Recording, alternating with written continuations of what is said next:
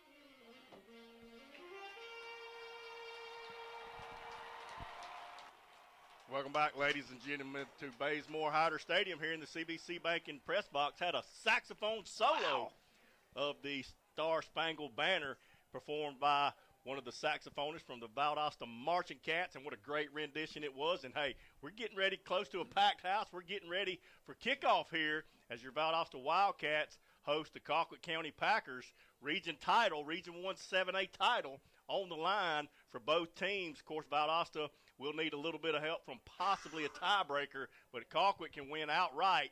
Could they beat the Wildcats tonight? Let's go ahead and look around the state at the 7A rankings across the state. Of course, Buford sits at 8-0 at number 1, as they've been all year.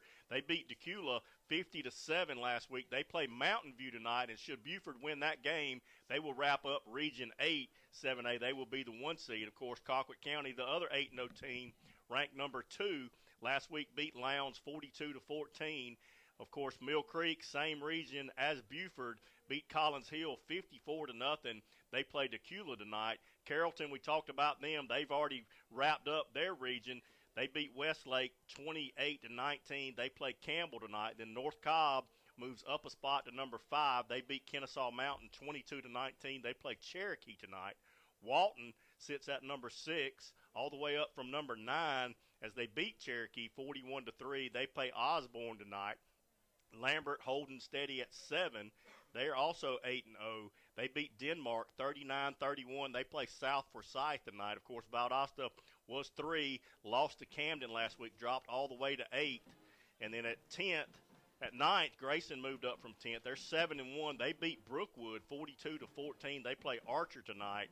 And, of course, rounding out your top 10, previously unranked, Milton beat West Forsyth 21-7. They play Denmark tonight, and there's your top 10 in 7A. A big game in 6A. We'll look at one of those coming up. We'll try to get the score for you over in Lee County as Thomas County Central 8-0 beat Houston County 42-21 last week. They play at Lee County, who Lee County was leading 20-0 in the fourth quarter over Northside Warner Robins. 7 seconds on the clock. Quarterback was just going to kind of run around and try to run some clock. It was fourth down and just kind of run around, got the ball stripped from him. Northside Warner Robins picks it up, scoops and score.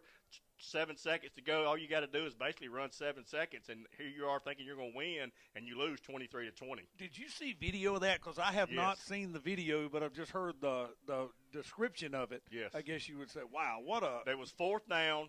They called their timeout, and it was 4th and 7 or 8. So quarterback goes back in the shotgun, just starts backpedaling, trying to run 7 seconds off the clock. Well, nobody blocked for Lee County, and the whole defensive front just comes storming through. They're swatting at the quarterback, trying to hold him up. They swat the ball down. 2 or 3 Lee County defenders can't grab it. A Northside linebacker comes through, picks it up, and outruns them to the end zone as time expires for the score, 23-20. So big upset as they were up 20 points in the fourth quarter. It was 20-0 in the fourth quarter, and Northside Warner Robins came back and scored.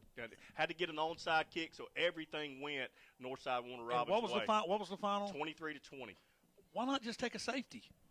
Take the safety, and then punt it away to them.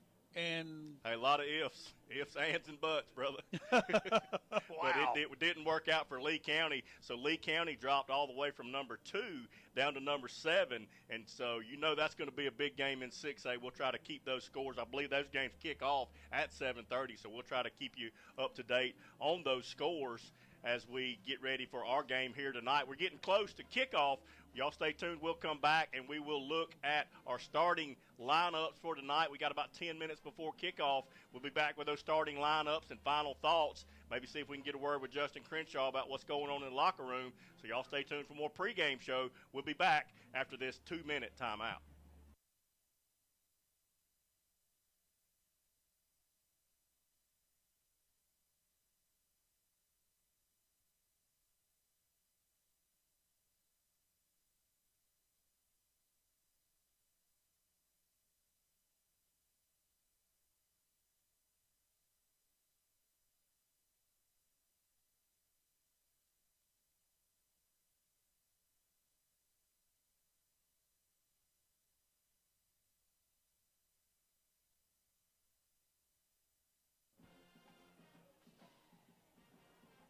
Justin. Well, he's in the locker room now. Just text him and tell him we tried that and see if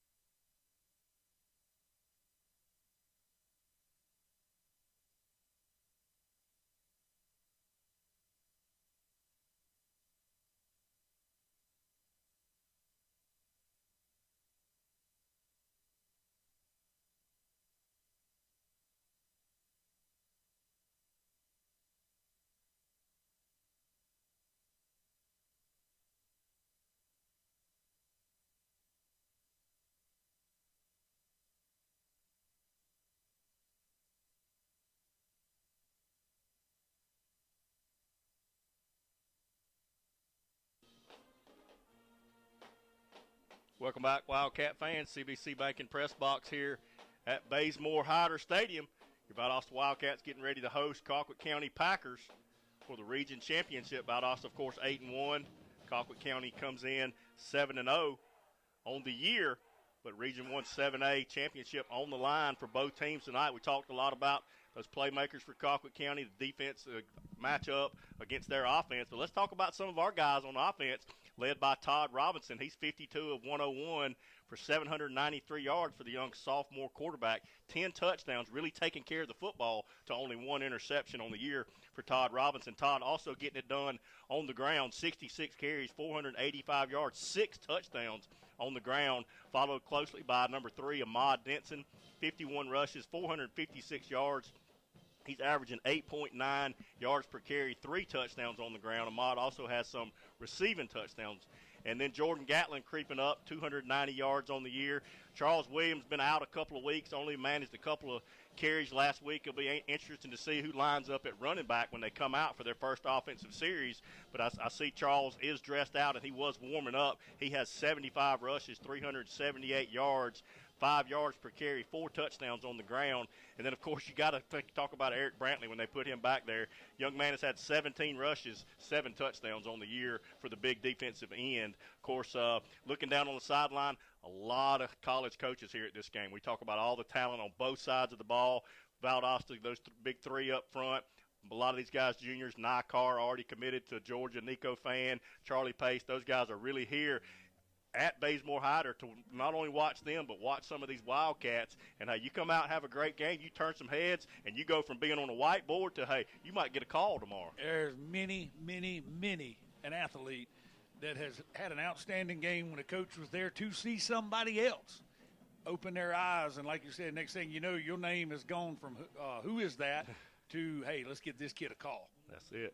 And we talk about that Valdosta defense, of course, led by those big 3, number 8, 9, and 10. T.J. Morrison, 11 tackles for loss. Eric Brantley leads in sacks, and he also has 25 tackles for loss. Omar White, 59 total tackles on the year to 25 total tackles for loss. So those 3 guys account for 61 tackles for loss. They're averaging almost 7 tackles per loss per game, and that can really change the tone of a game. Yeah. And a lot of those losses that they get is when teams get down in the red zone, and we tend to make them back up and maybe force a field goal try where they thought they were going to get a touchdown. So the defense really stands up when they get inside the 20. Stands up, and again, can we get them off the field, and we keep the best defense? As good as our defense is, the best defense we've got is our offense on the field handling their business. And the Packers are running out on the field. Valdosta getting ready to come out on the field. Don't see the captains yet.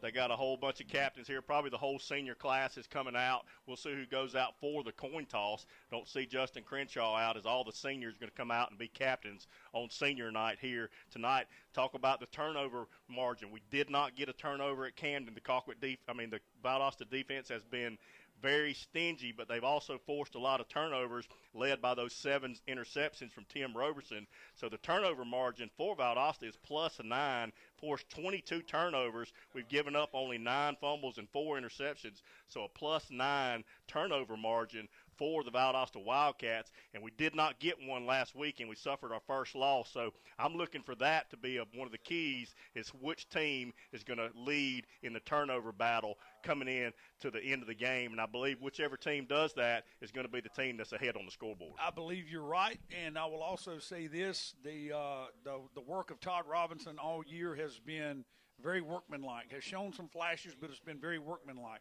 Could tonight be a true coming out party for sophomore Todd Robinson? I say yes.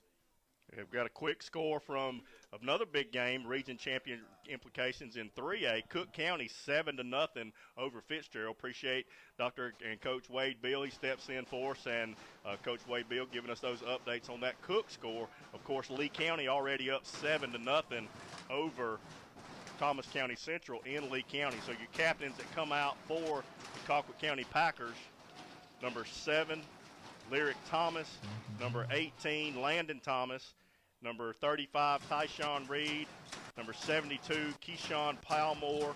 And that's it. And for the Valdosta Wildcats, you got number 14, Jarius Curry; number 8, 9, Tyran Small; number 11, Tim Roberson; and then number 9, Eric Brantley, all out there. I believe that's number 8, T.J. Morrison.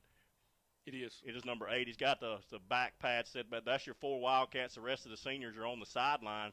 So there's your captains for tonight. Let's go ahead and go over your starting lineup for the Wildcats. Of course, led up front by Eric Brantley, T.J. Morrison, Omar White, Jarius Curry, Jalen Bentley, Nehemiah Dennis, Amari Tomlin, Charlie Porter, Tim Roberson, and Khalil Malay on the back end of that defense, of course, up front for the Cats like they've been all year. Young offensive lineman has done a fine job.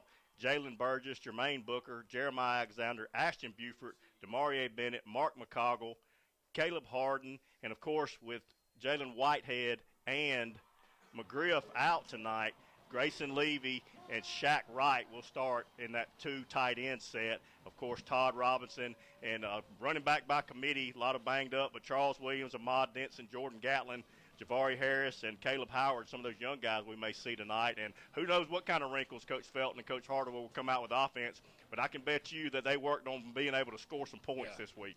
Red zone efficiency has been a point of emphasis this week for these Cats, and want to see that pay off tonight. But all the talk, all the records, all the history, all of that, and here 40 seconds away from all of that doesn't matter. It's time to play the game. It surely is, and you've been listening to the pregame show here on 95.7 The Mix as the Cats come out, run the whole 100-yard length of the field. The Packers are out, and it looks like we're going to receive the ball. So the Packers won the toss, and they are going to defer to the second half, so they will be kicking from your right to left.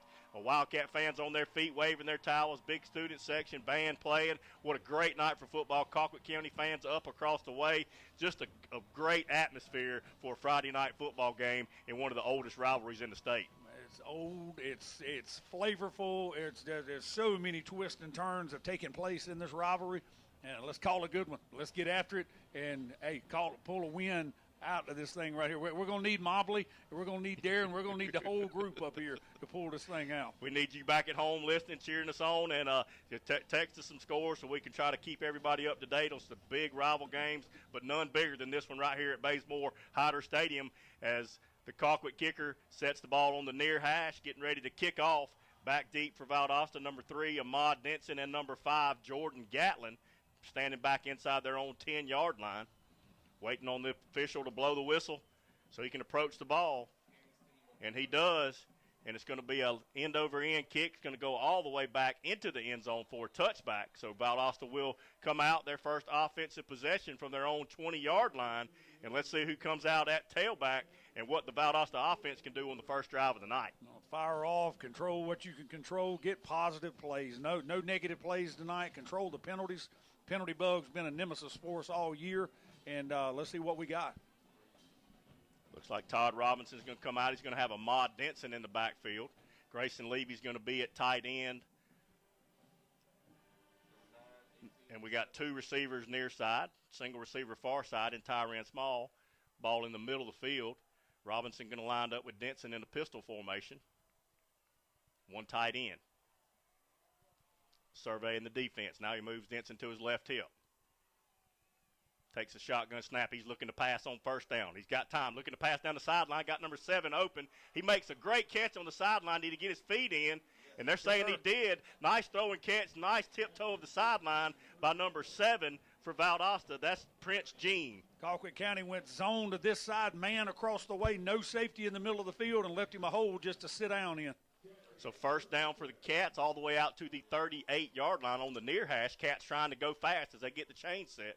Now we have trip receivers near side, single receiver far side. Now we send 2 receivers to the far side. Tight end Levy sets up on the far side. Moves Denson to his right hip. Brings a man in motion back to the near side. Now he takes a snap. He's going to hand it to Denson, going off that far side, looking for some running room. Breaks a tackle in the backfield, falls forward for a gain of 3 or 4 yards. Good hard run by Ahmad Denson. Running off that left side and have McQuavion McCoy, 12th grade linebacker, came up trying to lay a big lick and just whiffed on it. Went right by him and then turned it into a good positive play. 4 yards on the carry gives the Valdosta Wildcat offense 2nd and 6 at their own 42-yard line. Ball in the middle of the field, twin receivers each side. Long look over to the sideline for Robinson. Denson on his right hip. Now he walks up, talks to his line of scrimmage, backs up in the shotgun. Takes a snap, looking to pass. Now we got whistles. Come from our side, Judge. My spotter's saying it's going to be offsides against the Packers. So first penalty of the night goes against the Packers, so that makes a 2nd and 6 into a 2nd and 1, and you can open up the playbook here. Going to be defensive back number 18, Landon Thomas. You always see the receiver check with the line judge, am I good? But the DB was down in the neutral zone trying to get close, bump and run coverage. So now we're going to have 2 receivers near side, single receiver far side. In Prince Jean, pistol formation. Now he moves Denson to his right hip and behind him. Takes a snap. He's going to hand it to Denson up the middle. Denson makes one-man miss, gets the first down yardage into Packer territory. He's going to spot him at the 49 of the Packers and another Wildcat first down. Good push off that right side behind Damari Bennett, and Grayson Levy was able to reach out on that outside linebacker and give him a little bit more running room for first down.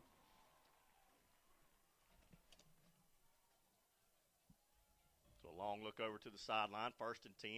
Cats methodical drive here, 10:30 to go first quarter, no score, first drive of the ball game for the Cats. Twin receivers each side. Denson still in the game. Now he brings man in motion to the near side. He's rolling out left, looking to pass. He's got a man in the flats. Looked like a little miscommunication as Prince Jean was on out and up, and Todd threw an out, but luckily fell incomplete. Yeah, nowhere to go. He had a lot of pursuit coming behind him. He's giving Prince an earful over there outside the hash. But I had a backside blitz. He was rolling away from it. First thing I thought was, do not quit rolling, young man, and wisely he didn't. That stops the clock with 10:19 first quarter. 2nd and 10 for the Wildcats, no score. Ball at the Colquitt County 49-yard line, middle of the field. Valdosta going left to right here in this first quarter.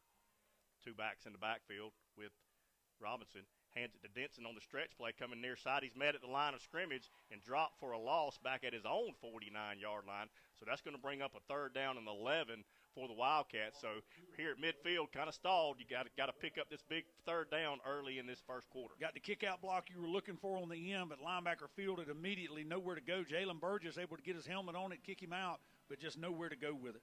A lot of speed shown from that Colquitt County defense. Closed really fast on that stretch play. That's been the MO of this team all year. They have bragged on Colquitt County speed, speed, speed. So a long look over to the sideline. Now play clock is at 12, so Todd Robinson calling the play at the line of scrimmage. Got to hurry. Tight formation.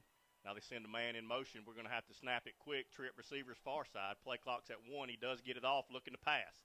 He gets pressure. Now he's going to roll out to the left side. He's got some running room, but he's going to throw it. Ball's going to be thrown high out of bounds. So it's going to be a 4th down and 11 and probably the first punt of the night for Grayson Levy. Nice job of eluding right there. They brought a little pressure, able to step up through it and rolled out for a second. I thought he was going to have some running room, but it closed down, made a great decision to throw it right at the marker and just not able to get it in there. Grayson Levy standing back at his own 35-yard line to receive the snap from Zane Smith. Number 4, Jack Luttrell back standing at his own 10-yard line to receive the punt.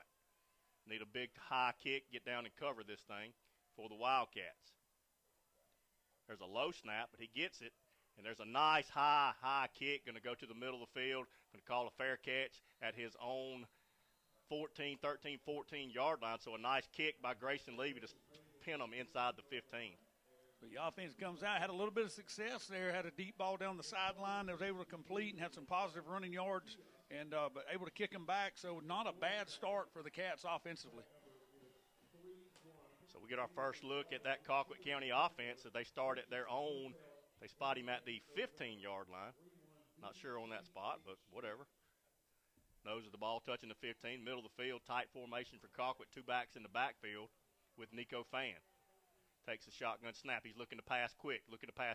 Hits number 5 on a slant route out over the 20. Immediately tackled by number 27 for Valdosta, but a big gain on first down. Simple little square in coverage by DeAndre Boykins for the Cats. Wrapped him up.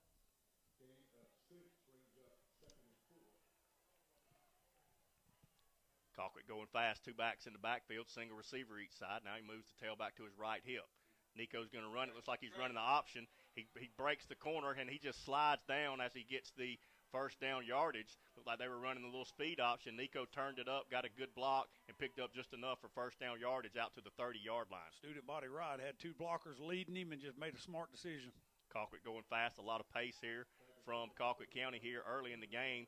5 wideouts, empty backfield for Nico Fan. Ball on the far hash, 1st and 10. Takes the snap, looking to pass quick. Going to throw it to the back out of the backfield. Makes a catch, makes a man miss on the sideline, gets upfield, picks up 4 or 5 yards on first down for the Colquitt County Packers. Pitch and catch, trying to get that ball out of his hand quick to negate the pass rush of the Cats.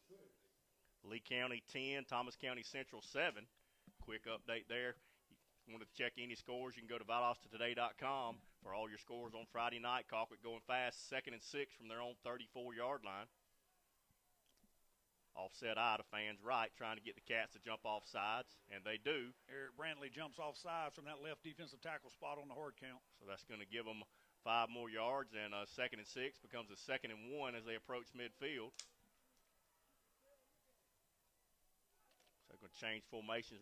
Colquitt's going to send the trip receivers near side. Single running back on fans' left hip. Takes a shotgun snap. He's going to hand it to Pace up the middle. Gets hit at the line of scrimmage, but he does fight forward up close to midfield. About enough for that first down, plus 3 or 4 yards as he's on the 49-yard line of the Packers. They spot him at the 48, say he was down. But it is a 1st and 10 for the Packers as they approach the 50. Talked about, like we heard us last week, with penalties at Camden, giving them 2nd and short, 3rd and short. That hurts. 7:30 to go still here, no score. Trip receivers near side, single receiver far side. Running back on fans' right hip. He's looking to pass. He gets immediate pressure. He's just going to try to throw it away. He had pressure all over him, and luckily he got that ball out. Now we got a late flag coming in. Let's check it. You may have an illegal man down, but the ball was not thrown, so we'll see. But, yeah, 2 receivers on the line of scrimmage on this side. Once they shifted, 2 of the 3 were on the line of scrimmage. Let's see what the alignment call is. Coach Felton's walking out to get an explanation. The White Hats talking there at the line of scrimmage. The side judge on our side threw the flag. Yep. Ineligible man downfield, so that's going to back Colquitt County up. So instead of 2nd and 10, with an ineligible downfield, 5-yard penalty moves the ball all the way back to the 38-yard line. Be 2nd and 15. Ball on the far hash. They were in that trip set. Once they shifted, the outside guy lined up on the line of scrimmage, so was the slot. Now they go twins each side. One running back in the backfield, trying to get them to jump again, and we jump off sides again. 2 guys in the middle, ease forward and got their head over in the neutral zone. So that's the 2nd one on this drive against the Wildcat defense. Moves it back to a 2nd and 10. Eric Brantley and T.J. Morrison that time both caught on that hard count. White Hats talking to the back judge. Not sure what's going on there. So we'll be 2nd and 10. Moves the ball back to the 43-yard line, still on that far hash. Colquitt comes out, single receiver far side, twin receivers near side. Pace in the backfield with Fan. Still having this discussion by the referees. Not sure where these officials are from. 7:21 to go here. First quarter, no score. First possession for Valdosta ended in a punt at midfield. First possession for the Packers there at midfield, facing a 2nd and 10. Colquitt checks another receiver into the game, number 17. That's Marquise Wilson. Now we got twin receivers near side, single receiver far side. Pace on Fan's right hip. Takes a snap. He's going to fake it to Pace, looking to throw down the sideline at Roberson, and almost made a one-handed catch as Roberson never saw the ball, and he almost caught that ball one-handed. Not sure who that was, but that would have been an awesome catch had the young man hauled that in one-handed. Roberson running step for step with him, had nowhere to drop it in, but the receiver did a great job of not giving away that the ball was in the air to him. Last-second reaction, tried to grab it with one hand, not able to do it. If Roberson turns around, he's probably got number 8 on the year. But a big 3rd down here for the Wildcat defense. Watch the ball. Don't jump off sides. Nothing free. Takes a snap. He's going to hand it to Pace. He's got a big haul off the left side. Closes quickly, but he gets over midfield, but he's going to be just short of the first down by a couple of yards. And decision time, as he's at the 49-yard line of the Wildcats, he's got to get a couple of yards for a first down. Let's see if Sean Calhoun chooses to go for it early in this game, and he is leaving his offense out there. Nice recovery by Nehemiah Dennis right there. He bailed into pass coverage and then able to step it up. Tight formation. They may just QB sneak it. May trying to get us to jump off sides. Now they look over to the sideline. He's saying they're off sides. The coaches over there are just trying to get us to jump off sides. Now they switch formations. Not sure if they're going to snap it. Play clock's at 10. 4th and 2 here early in this game. No score. Fan drops back in the shotgun. Takes a snap. He's going to hand it off, and he gets hit at the line of scrimmage, and he's not going to get there. Stood up by Eric Brantley. Big 4th down stand for that Wildcat defense. What a big swing of emotion right there. Cat defense stands up. These Cat fans are on their feet. 6:20 to go here in the ball game. First turnover on downs goes the Cats' way. No score. Cats have the ball at their own 48-yard line on the far hash. Wow, what a stand by the Cat defense. I'm watching the replay, and the Cats were all in the backfield. Jalen Bentley came in, grabbed a hold of Charlie Pace, and then Eric Brantley pushed him back to make sure he was not going to get those tough 2 yards here on that Wildcat defense. Take them down right here, Doc. Let's get on the scoreboard. Todd Robinson brings them out straight from the sideline. Cat still has Ahmad Denson in the game at tailback. Eli Lewis checks in. We're going to have trip receivers far side, single receiver near side, and Tyran Small. Moves Denson to his right hip. Play clock is at 5. Man in motion. Going to fake the jet sweep to Gatlin, looking to throw down the field. He's got a man. He's got Ahmad Denson. Looked like he stopped on the route. He was throwing to a spot. He either got held or he slowed up on the route, but the ball was there. Ball was dropped on the money. It had Denson coming out of the backfield on a wheel route. DB made a smart play, reached up, got a handful of jersey, knew he was beaten. It just didn't get called. Line judge has already passed him. 6:13 to go, first quarter, no score. Valdosta faces a 2nd and 10 from their own 48-yard line. Trip receivers near side, single receiver far side for Robinson. Takes a snap, looking to pass quick. Hits Tyran Small high over the middle, and a nice catch. It was a high ball. Tyran took a lick, but it gives him a 7-yard gain, going to force a 3rd and 3. Talk about going up with strong hands in traffic, making a catch. That's exactly what he did. Offensive lineman number 63, Scott James, checks out. Cats going quick. Todd Robinson lines up under center, just going to QB sneak it. First down Cats as he gets all the way down to the 42-yard line for a first down here on this second offensive possession for the Wildcats. Talk him in, Doc. Talk him in. Let's go. Ball still on the near hash. Now they're getting the chains moved. We got twin receivers near side, single receiver far side. Jordan Gatlin in the backfield with Todd Robinson on his right hip.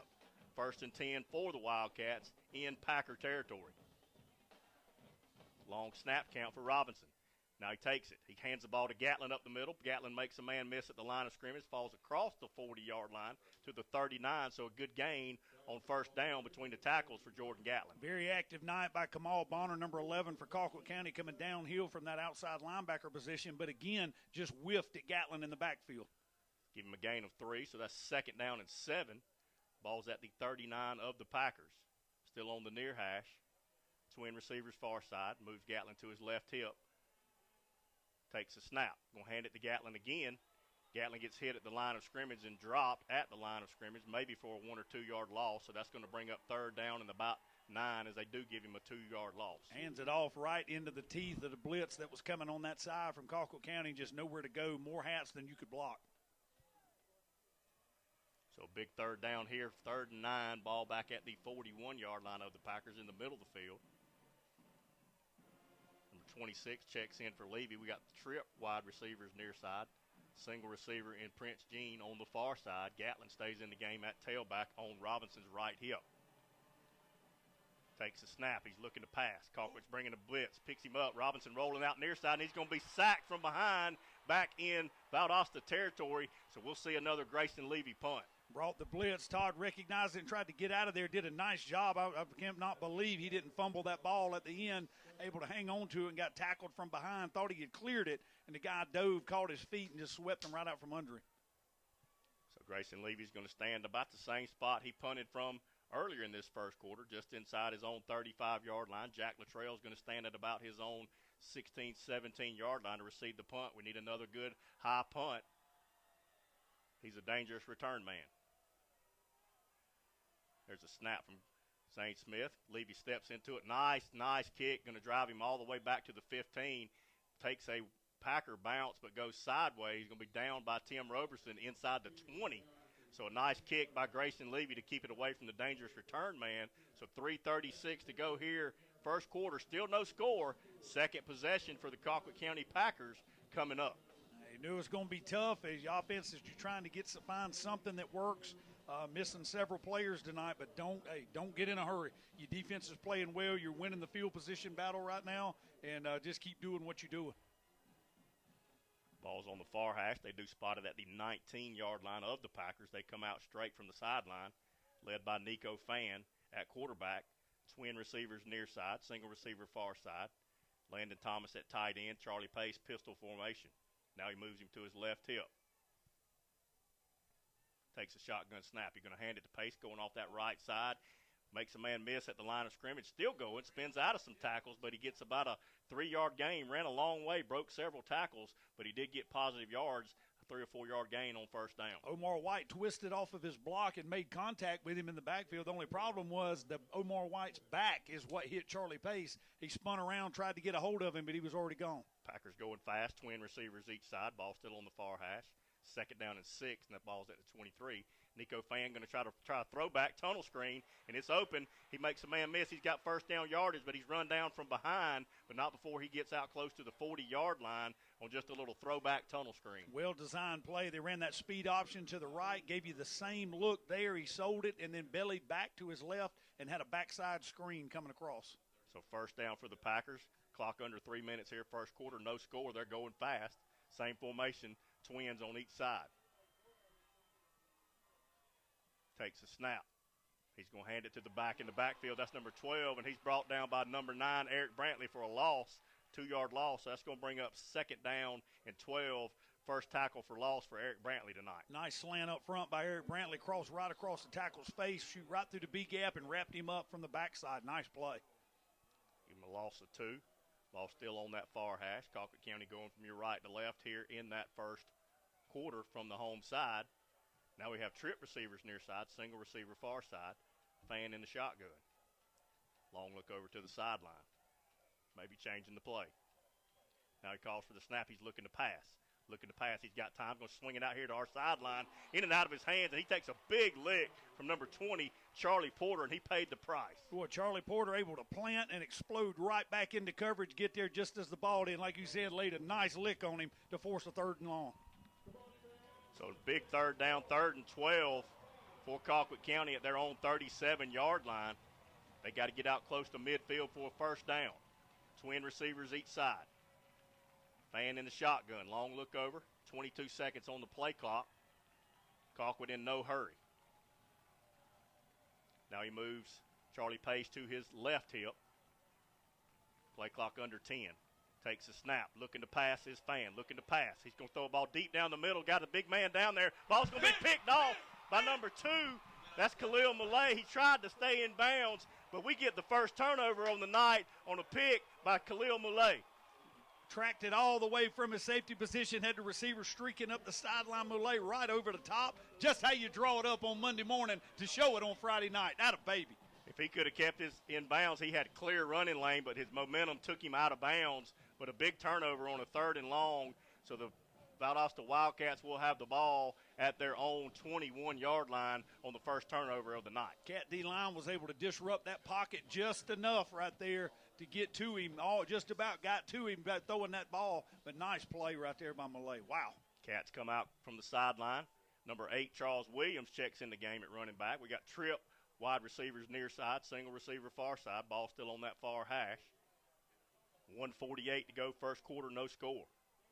Now he brings Levy into the backfield. Now we have 2 backs in the backfield. Now we have a penalty as the play clock ran down with all the shifting. So Valdosta going to back up inside their own 20 now after the delay of game penalty makes it 1st and 15. Yeah, man, that's your first play coming out. How can you let that happen? But a turnover, your offense is kind of spread. Half of them are in the tent watching video, and all of a sudden you get a turnover and they got to sprint on the field. Ball's at the 21-yard line of the Wildcats. Same formation. They shift Levy in the backfield. Now we have Williams and Levy in the backfield. Takes a snap. Going to hand it to Williams off that left side. He's got a big hole, and he's across the 30. He's approaching that first down sticks, and he's going to be just short, but a big run, and welcome back Charles Williams. Big hole off that left side, off O-line, able to get to it, give him just a crease to run in, and he was a couple of steps from getting north and south and being gone. So 2nd and 15 becomes a 1st and 15 becomes a 2nd and 3. thanks to the big run by Charles Williams. They're going to hand it to the big man again up the middle. Hard yards. He's fighting. Gets over the line of scrimmage. Might have gotten a short gain, so that's going to bring up third down and about 3. When I held my breath, had a lineman that was slow getting up for a second, but then popped right back to his feet. Valdosta tried to go fast then, tried to catch Colquitt County sleeping. No gain on the play. So brings up third down and 3 from their own 33-yard line. As the get close to a minute here in the first quarter, no score. Long look for Todd Robinson. Trying to get him to jump off sides. Now he takes the shotgun snap, looking to pass quick. Now he's going to roll out near side. Still looking for a receiver. Now Todd's going to try to run it himself. We got a late hit on number 4 as flags come flying from every official on the field. He gave Todd a shove, but Todd did get enough for the first down and the 15-yarder. I told you in the pregame, 4 is a headhunter. He loves to hit. He's aggressive as he can be, and came down and gave him a hard shove, but I was right at our feet looking down. He had already cleared the white and was into the black on the sideline, and just couldn't pull up. First down, baby. First down, Todd was able to turn on the Jets and outrun them to the corner. Outran Kamal Bonner, and then gets the 15-yarder tacked on by free safety Jack Luttrell. That's going to push the ball all the way into Colquitt County territory with 55 seconds to go here first quarter. No score. Needed a break, got a break now. I asked nicely before. Now I mean it this time. Talk them down, and let's put some points on the board. Valdosta sets up at the Colquitt County 46-yard line near hash. Trip receivers far side, single receiver near side. Now he shifts Levy in the backfield with Williams. Takes the snap. He's going to hand it to Williams up the middle. Nice block. But he's slung down, picked up at the 45-yard line and slung backwards. A gain of 1 on the play, and we do have an offensive lineman down now clutching his knee. Got a lineman down trying to get a number on him. He rolls over. Coach Davis, trainer, comes out. Jalen Burgess, I believe. Number 70, Jalen Burgess, is down. The trainers are out checking on him. They give him a gain of 1 on the play, so it's going to be 2nd and 9, 36 seconds here first quarter. Valdosta defense has lived up to the hype against that vaunted Packer offense so far in this game with a turnover on downs and an interception as Burgess is up, going to be helped off the field, and he's putting a little weight on both of those legs, so good to see Jalen up. They'll get him checked out under the tent, and we'll see if Jalen returns. But next man up. As a dad of 2 offensive linemen, anytime you see that pile roll right there at the end, you kind of hold your breath and hope everybody keeps moving their feet. And he got caught, both feet on the ground, and as that he grabbed the running back and rolled back with him, it rolled right over the top of Burgess. Hopefully, he just got more of a scare than anything. Wildcat offense going to check in from the sideline. Todd Robinson in the shotgun with Charles Williams. 2nd down and 9, twin receivers each side. Ball still on that near hash. Home side. Brings a man in motion to the far side. Robinson looking to pass. Got a man down the sideline, number 9, Tyran Small. He throws the ball. He makes the catch, but it's caught out of bounds. Ball was thrown. Tyran went up and made the catch, but he is out of bounds. So it's going to be incomplete with 16 seconds here in the first quarter, no score. Nice play by number 17, Carlos Moore for Colquitt County. Knew he had the sideline on his hip and able to nudge him as that ball was in the air and just gave him nowhere to go with it. So a long look over for Robinson again. Charles Williams checks out. Number 5, Jordan Gatlin checks in the ball game. Todd looking for the signal again. Play clock's at 20, so we got time. Twin receivers each side.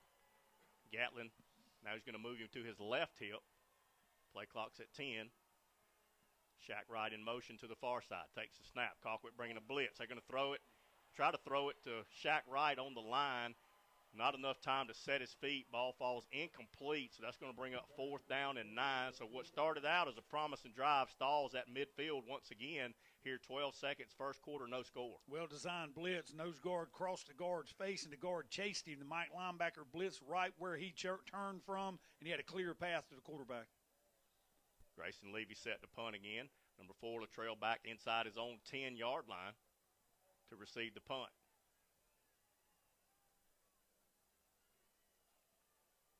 Need a good snap here from Zane Smith. Right guard jumped. So that's going to back us up 5 yards. Colquitt County was jumping around, and our right guard looked up. So it's going to back us up 5 yards. So Levy will be back at his own 35, and that's where he's punted from the last 2 times. It's like there's an imaginary wall right there at that 40-yard line, and we just can't get around it for whatever reason. But we need another good punt here from Grayson Levy. The trail back at his 10-yard line. There's a good snap. Now we got penalty again. Came from our side judge. Felton's out talking to the side judge. We get offsides on the Packers, so we get that 5 yards back. So going to bring up 4th down. Offsides against the defense, so we get our 5 yards back. So Levy will move up 5 yards, and we'll set the punt again. They ran 3 seconds off the clock, so guess we'll never get those 3 seconds back. It's not like college where they stop it and they call the time clock. And we ran into a little bit of that last week.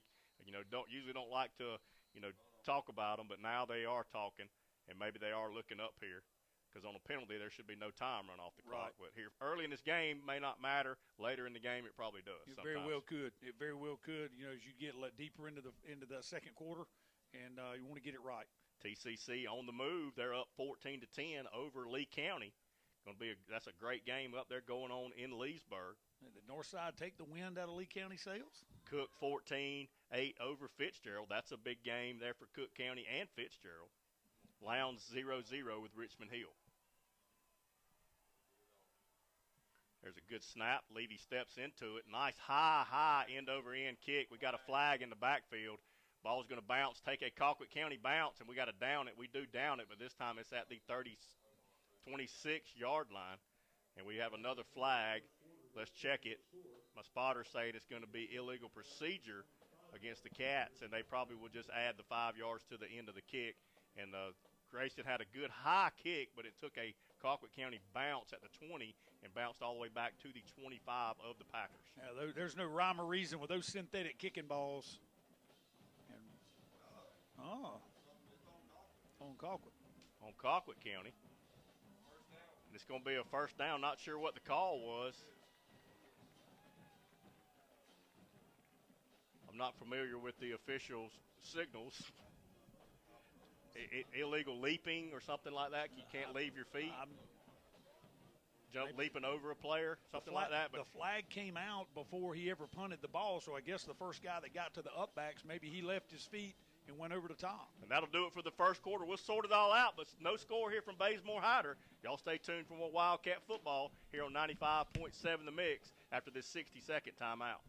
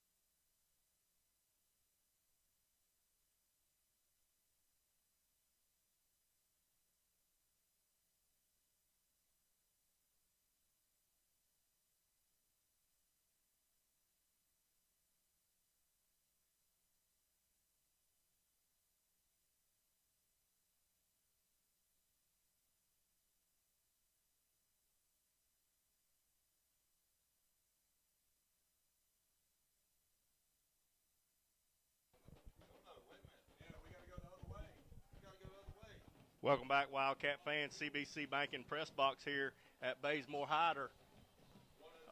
It's one untimed down. We were thinking they had to switch the fields, but they're saying we got one untimed down because the quarter can't end on a penalty. It was leaping. They tried to leap over some linemen, so that was the 15-yarder that gave the Cats a first down and new life in Colquitt territory. That 15-yard penalty moved the ball all the way down to the 30-yard line of the Packers here. No score. We will have one untimed down here to end the first quarter. Be nice to get some points on this untimed Yes, it down. would. That feels like free money. Take a shot right here. So brings Levy in the backfield, 2 backs in the backfield with Robinson. Takes a handoff, hands it to Ahmad Denson up the middle, makes a man miss inside the 30-yard line, slung down, but he's approaching first down yardage. So a nice first down gain, and that will be the last play of the first quarter. So no score here from Bazemore Hyder Stadium. So after one complete, Valdosta 0, Colquitt County 0. Going to be a great game if it ends up a defensive struggle like it is, and it may be first man to score a touchdown might win this game. It could very well be a nice play call right there. Colquitt's been blitzing on first down and went to an ISO play and caught him with the blitz.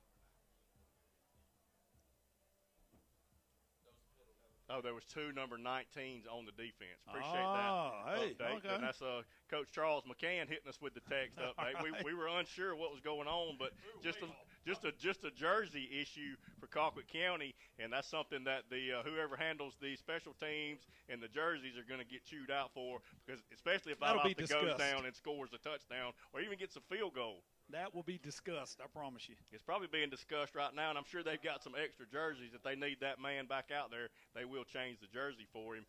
Not sure if Justin Crenshaw can hear us. We've changed some cords around, but not sure that Justin can hear us yet. Maybe we can get him to record what's going on from the sideline down there. Maybe send it to us for a First Bank sideline report.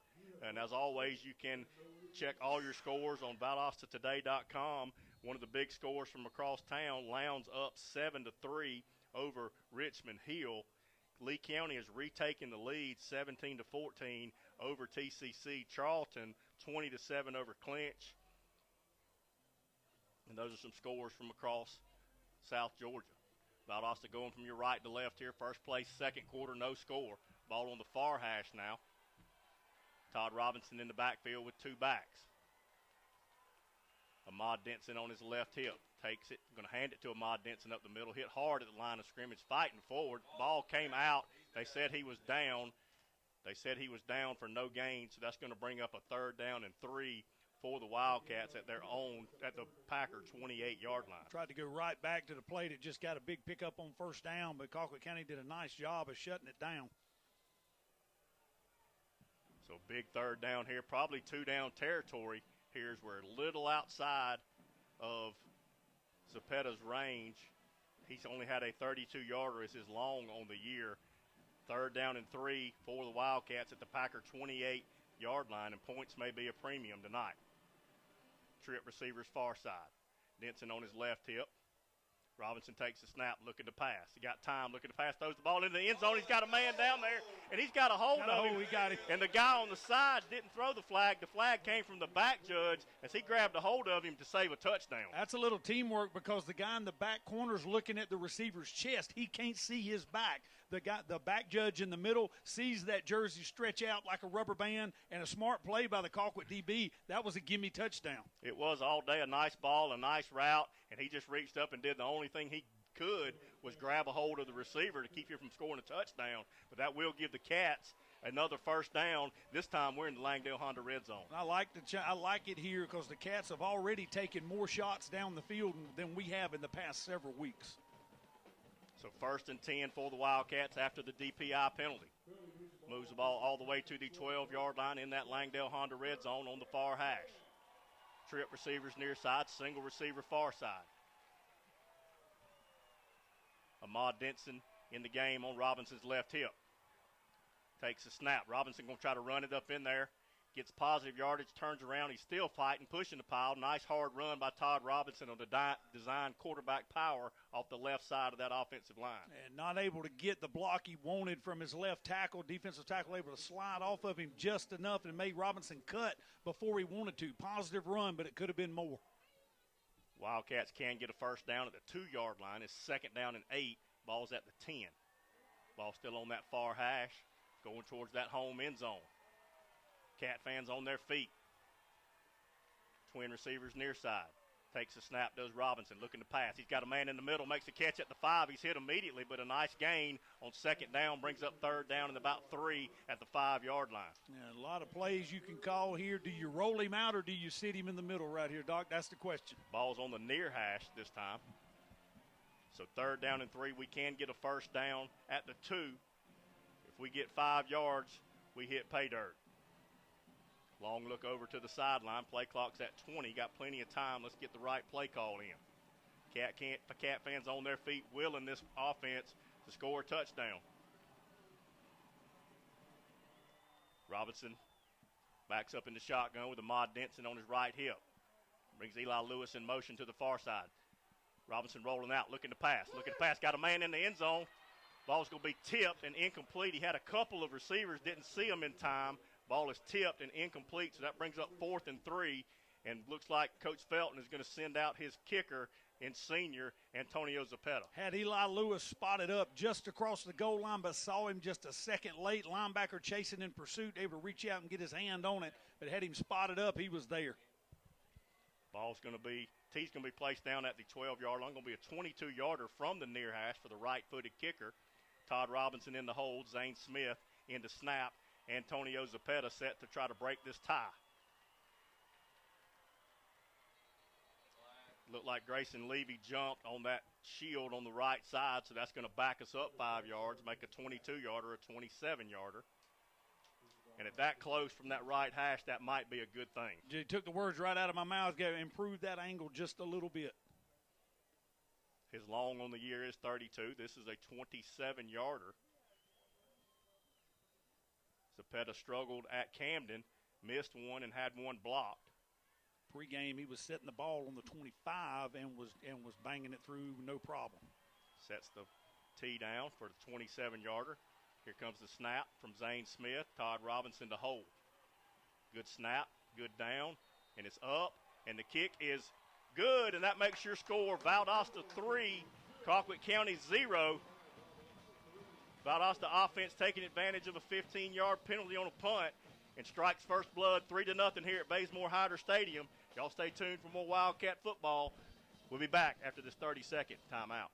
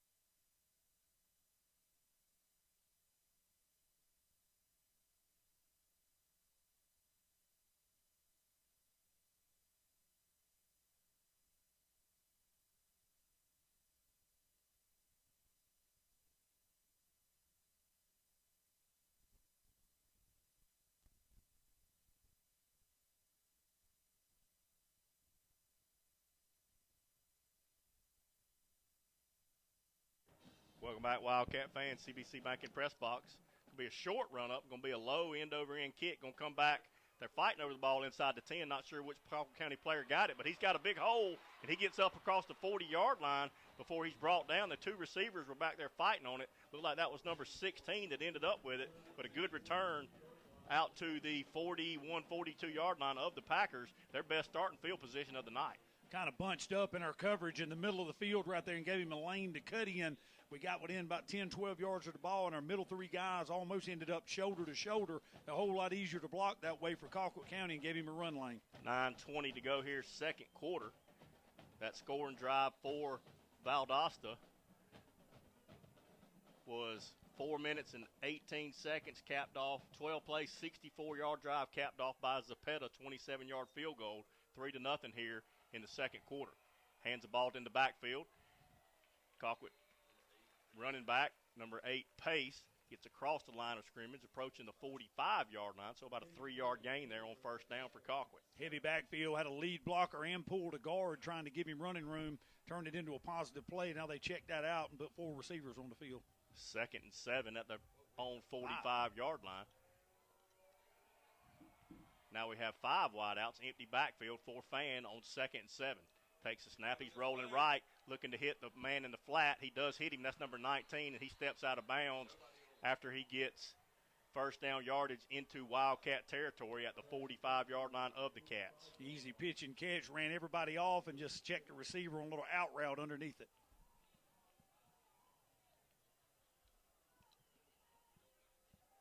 So 1st and 10 for the Packers in Wildcat territory. 8.5 minutes to go till halftime. We're up 3-0. Two backs in the backfield, offset eye. Going to hand it to Pace, following that lead blocker. Another 3-yard gain before he's brought down by the Wildcats. Give him 2 yards on that. Going to bring up 2nd and 8. Nice slant by Eric Brantley, forced him to change directions before he wanted to and right into the waiting arms of linebacker Nehemiah Dennis. Ball on the near hash. Colquitt going left to right here in the second quarter. Twin receivers. Now they send the back in motion. Trip receivers far side. Empty backfield, takes the snap, looking to pass. They're going to try to throw a little screen, and they hit it, but Cats are all over it. Nice job by Bentley coming up, keeping that screen to a short gain. Rolled the safety over the top to the trip side and tried to give you a whole lot to look at on that side and bring a backside screen, but Jalen Bentley says, I don't think so. I'm all over it. Come on, Cats, hold them right here. No gain on that play, brings up 3rd and 7. 7.5 minutes to go to halftime. Big third down here. They are at the Wildcat 42-yard line. Got to get down to the 35 for the first down. Twin receivers stacked, each tied. Now they send the receiver to the far side for trips. Nico Fan has Pace on his right hip. Takes a snap. He's looking to pass left side. Steps up. Now he's looking to pass, and he goes down. Big Omar White, first sack of the game, back at midfield. Omar White gave that offensive tackle no choice. Get out of my way or I'm going to plant you. He gets out of the way and then drags the quarterback down. At a baby Cat defense. Clock under 7 minutes here. Second quarter, Eli Lewis going to go back to receive the first punt from Jack Luttrell for Colquitt County. He's going to stand back at his own 15-yard line to receive the punt. After a bad snap here. After the loss on the play, brings up 4th and 16, puts the ball all the way back into Packer territory at the 49. Luttrell stands at his own 35 to receive the snap from Will Tapscott.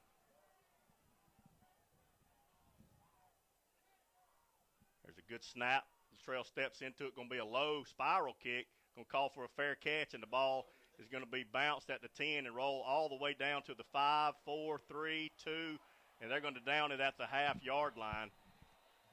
Just a low spiral kick. Eli Lewis ran up, tried to decoy him, let the ball bounce, and it took a Colquitt roll all the way down to the 1-yard line. All right, now, hey, flip to chapter 4 right here in your book and give me what you've got for a 99.5-yard drive that lasts 6 minutes and 14 seconds. I'm going to go over there and talk to Coach Harville, and I'll be right back. I appreciate that.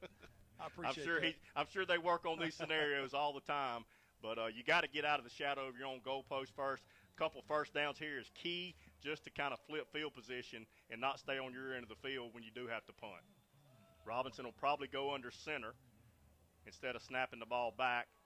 He has number 8, Charles Williams, in the backfield, and he does go under center, probably going to QB sneak it. Takes a snap, and he is, and they're just going to push the pile forward all the way out close to the 5-yard line just to give us a little breathing room to get back into shotgun. Not a lot of running room. When the majority of your formation's in the black, you're backed up. So he gave him, say he only got to the 2-yard line, so a gain of 1 on the play. 2nd and 9 from our own 2-yard line. Tight formation, twin receivers far side, single receiver near side. Maybe we need to call Tom Brady and Wes Welker, because I've seen them do this, and they just stand up and throw it to Welker, and he go 99 yards several times because they're not expecting it. He does back up in the shotgun, pistol formation with Williams in the shotgun.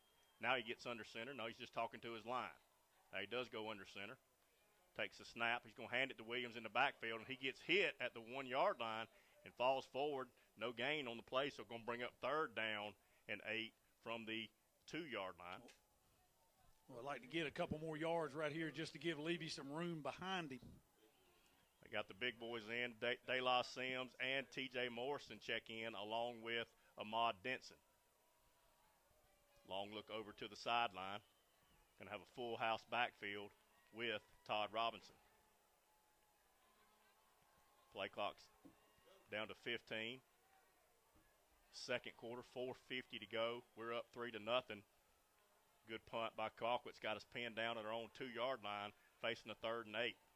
Under center is Robinson. Going to turn around, going to hand the ball to Charles Williams. He gets hit in the hole, fighting forward. He's going to be stopped short of the 5-yard line. So it's going to bring up 4th down and a Grayson Levy punt from the end zone. Maybe just enough room, give us just enough breathing room to get this punt off right. Probably need to let that play clock run all the way down. So they'll be under 3 minutes to go till halftime when we snap this ball. Need a good snap here from the 4-yard line. So Levy will be standing at the back of his own end zone. Needs to get off a high punt, deep punt, eliminate a return, maybe try to flip the field here from your own end zone. He had a 52-yarder at Camden last week. Good snap there in the end zone. Levy steps into it. Nice high end-over-end kick. Latrell's going to come up, catch it inside the 40. Makes one man miss. He's hit hard at the 30, but he's going to put the Packer offense with their best field position of the night all the way down to the 28-yard line. They're trailing by 3 with 3:45 to go till halftime. Field position, Cats enjoyed good field position in that first quarter, but now it's kind of flipped based off of that punt. Backed us up, asking a lot of this defense, hey, 3:45, stand tall for me right here. Both sides have all 3 timeouts left. So 28 yards to go. Couple of score updates. TCC, Lee County all knotted up at 17. Fitzgerald 22-14 over Cook. Houston 19-0 over Tift, and Lowndes still 7-3 over Richmond Hill. Ball on the near hash for Colquitt County, and Nico Fan, Charlie Pace, moves over to his right hip. Twin receivers each side. Calls for the shotgun snap. He's looking to pass. Got time, throwing the ball towards the end zone. Nobody there. He overthrows everybody. So a little mix-up on the Colquitt offense as the ball falls incomplete. So brings up 2nd and 10 from the Valdosta 28. Cats had a blown route earlier. Quarterback, receiver not on the same page, and Colquitt County returning the favor right there. Same thing. DB was running step for step with him. I don't know if he'd had anywhere to go with it anyway.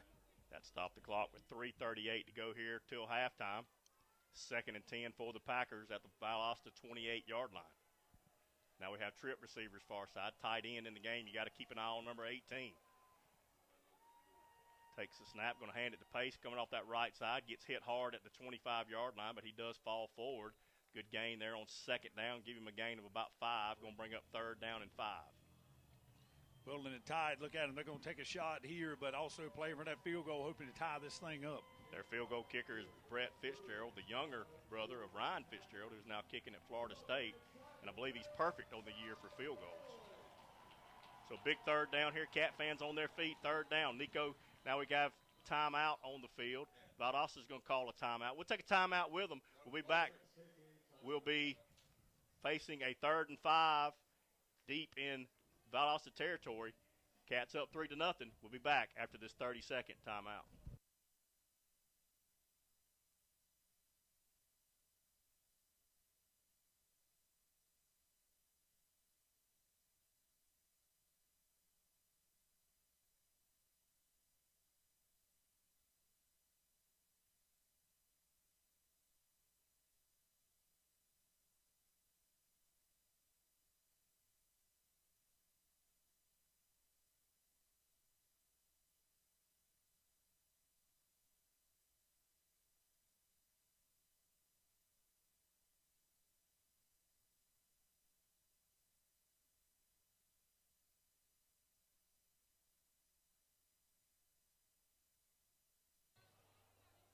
Welcome back, Wildcat fans. CBC Banking Press Box here at Bazemore Hyder Stadium.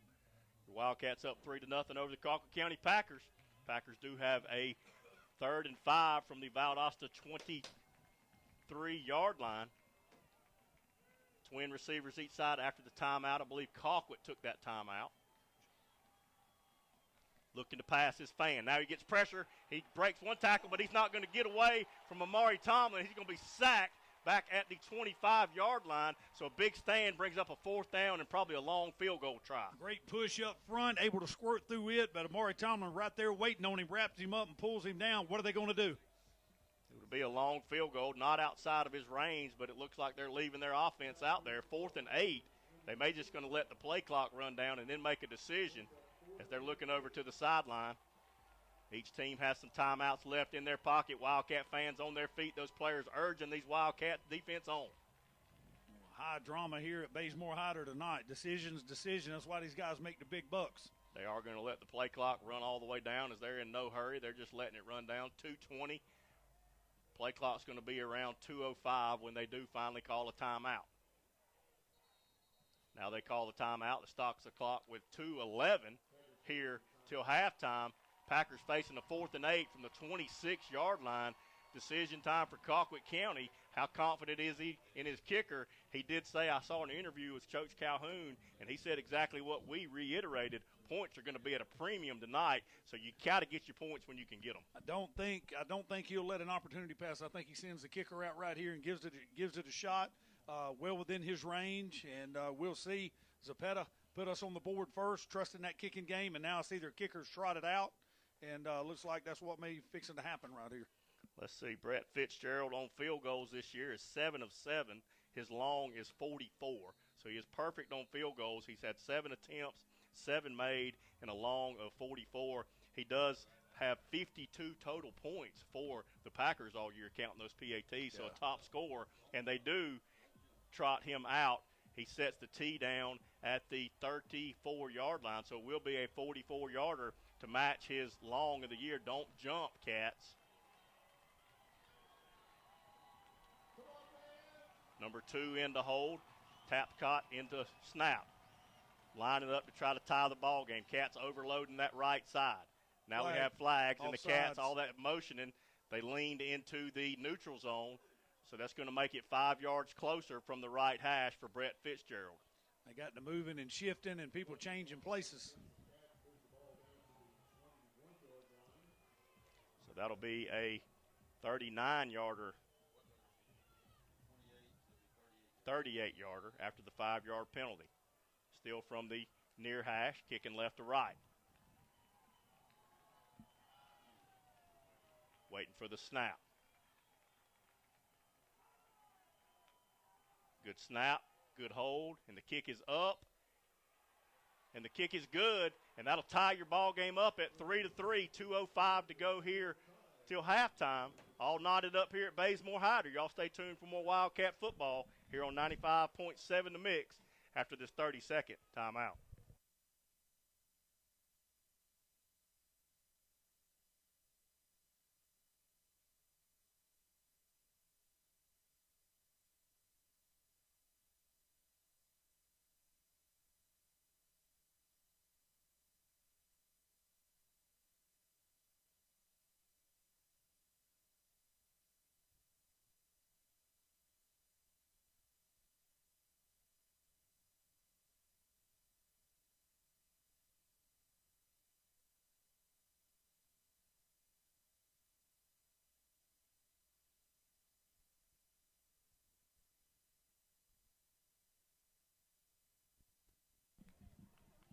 Welcome back, Wildcat fans. CBC Banking Press Box here at Bazemore Hyder Stadium. All knotted up at 3. Defensive battle here. Points at a premium tonight as Valdosta Wildcats and the Colquitt County Packers, one of the oldest rivalries in the state, all knotted up at 3. So he approaches the ball. There's the kickoff. Going to be an end-over-end kick. Going to drive all the way back. Going to bounce at the 2 and roll into the end zone for another touchback for Colquitt County. So get your 2-minute offense out. Let's see if we can go down right before halftime, get a score, because Colquitt County gets the ball to start the third quarter. Well, that scares me right there. That ball kicked down in the corner, and yes, it appears it's going to go down into the end zone. It hits around the 5 and rolls in. But as crazy as those synthetic balls are, we've seen it many times. That thing, if it checks and bounces up, you're in a world of trouble. A couple of quick scores. Houston County 32-7 over Tift. Deerfield Windsor 14-0 over Valwood. TCC and Lee County still knotted up at 17.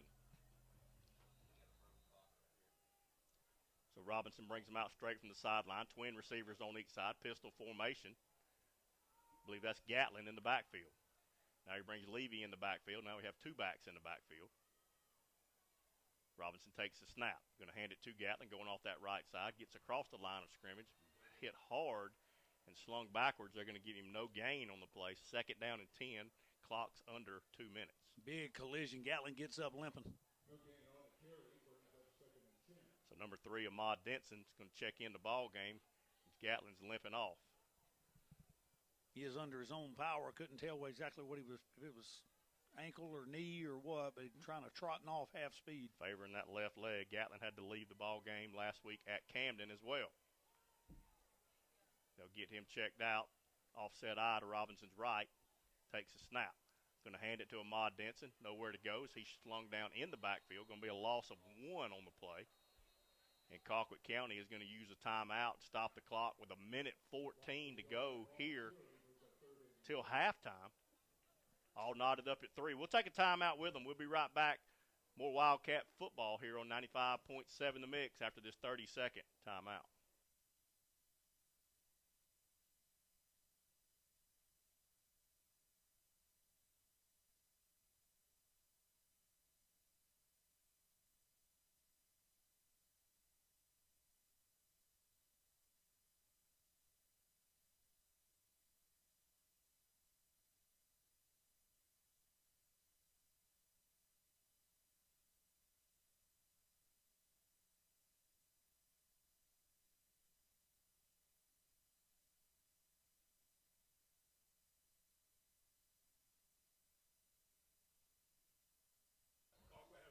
Welcome back. Wildcat fans, CBC Banking press box here at Bazemore Hyder Stadium after the timeout by Colquitt County. 1:20 to go here. Wildcats face a 3rd down and 11 from their own 19-yard line. Late in this second half, all knotted up at 3. Ball in the middle of the field for Robinson. Shotgun formation, twin receivers near side, single receiver far side. Denson on his right hip and behind him. Takes a snap. Going to hand it to Denson coming off that left side. Met in the hole immediately. Tried to bounce to the backside. They say he was down again. Ball came out, but he got back to the original line of scrimmage, so that's going to bring up 4th down and 10. And Colquitt will use their final timeout to stop the clock with 1:10 and force a Wildcat punt. Well, and again, high pressure special teams play for the Cats. Had 1 punt, backed up in our own end zone, able to get that out clean. And now doing it again with 1:10 left. We want to see Levy really put his foot into this ball and see if he can flip this field. Cats won the field possession battle much of that first quarter on into the second, but it seems like we've been down here on our end of the field for pretty much the whole second quarter. Really have, in the shadow of our end zone, but hey, sitting in a tie ball game, defense has played really well. Offense has had some success, but it's almost been 2 steps forward, 1 step back, and kind of very methodical. But to flip it to the other side, as high-powered as Colquitt's offense is, our defense has been able to hold them in check thus far.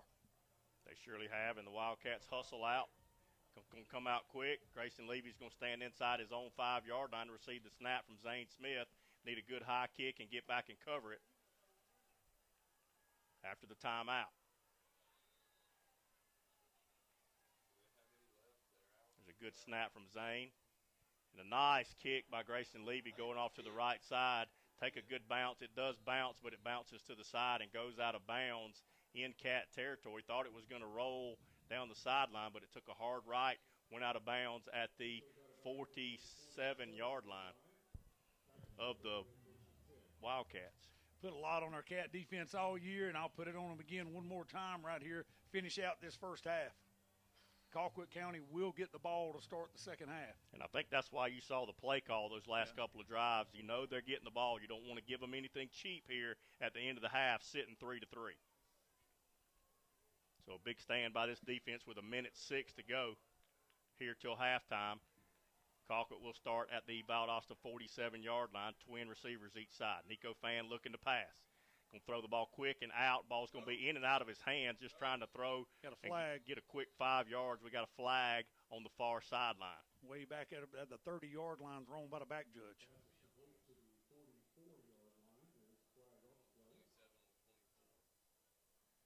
I don't know if you have a defensive hold there. That was way back. No signal yet. If it is, it will be a 15-yarder and a first down. It is against the Wildcats. We'll give them 15 yards and a first down, and they're back close to Fitzgerald field goal range with 1 minute to go here till halftime. Up tied up 3-0, 3-3. The slot receiver on that side ran a go route. Safety rolled over in coverage on him and evidently grabbed a hold of him as he ran by. Trip receivers near side, single receiver far side. Pace in the backfield with Fan. Cats, they get us off sides again, and they're quick to throw those because I believe he got back without the line moving, but they threw the offsides, gave him another free 5 yards. So after 20 yards of penalties on the Cat defense, Colquitt County down inside the 30-yard line at the 29 of the Wildcats. That was Eric Brantley again jumping off sides. So first and 5 from the 29, Fan in the shotgun, looking to pass. Looking to pass, gets late pressure. Running back receiver doesn't adjust as he tried to throw a hot route. Receiver kept going, falls incomplete, brings up 2nd and 5. Well, how about a tip pass? How about something right here to drop it in our lap?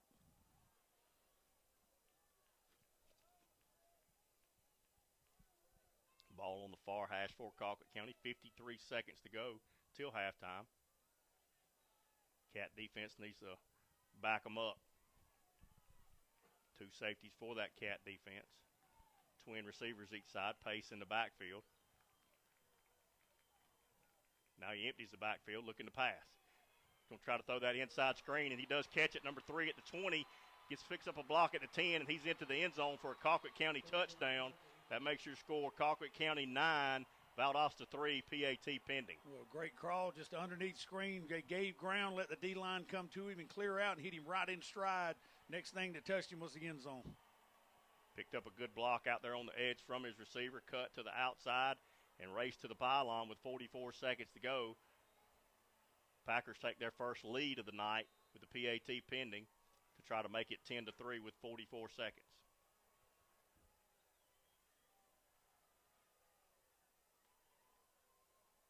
Good snap, good hold, and there's a good kick from Fitzgerald. That makes your score Colquitt County 10, Valdosta 3. We'll be back with more Wildcat football here on 95.7 The Mix after this 30-second timeout.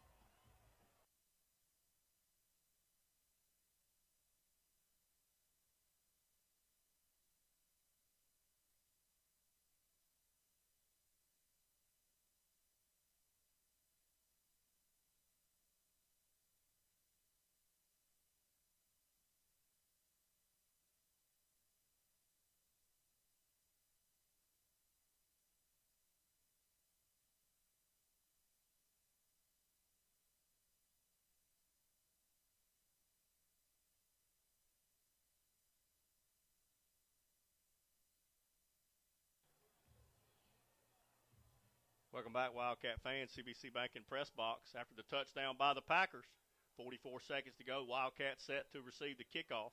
Ahmad Denson and Jordan Gatlin back deep to receive the kick. He approaches the ball. Going to be a high end-over-end kick going back towards the end zone. Ball's going to bounce at the 1 and kick back, and Jordan Gatlin's going to pick it up, and he luckily picks it up and runs out of bounds across the 10, 15-yard line. Dirk just talked about it, alluded to it.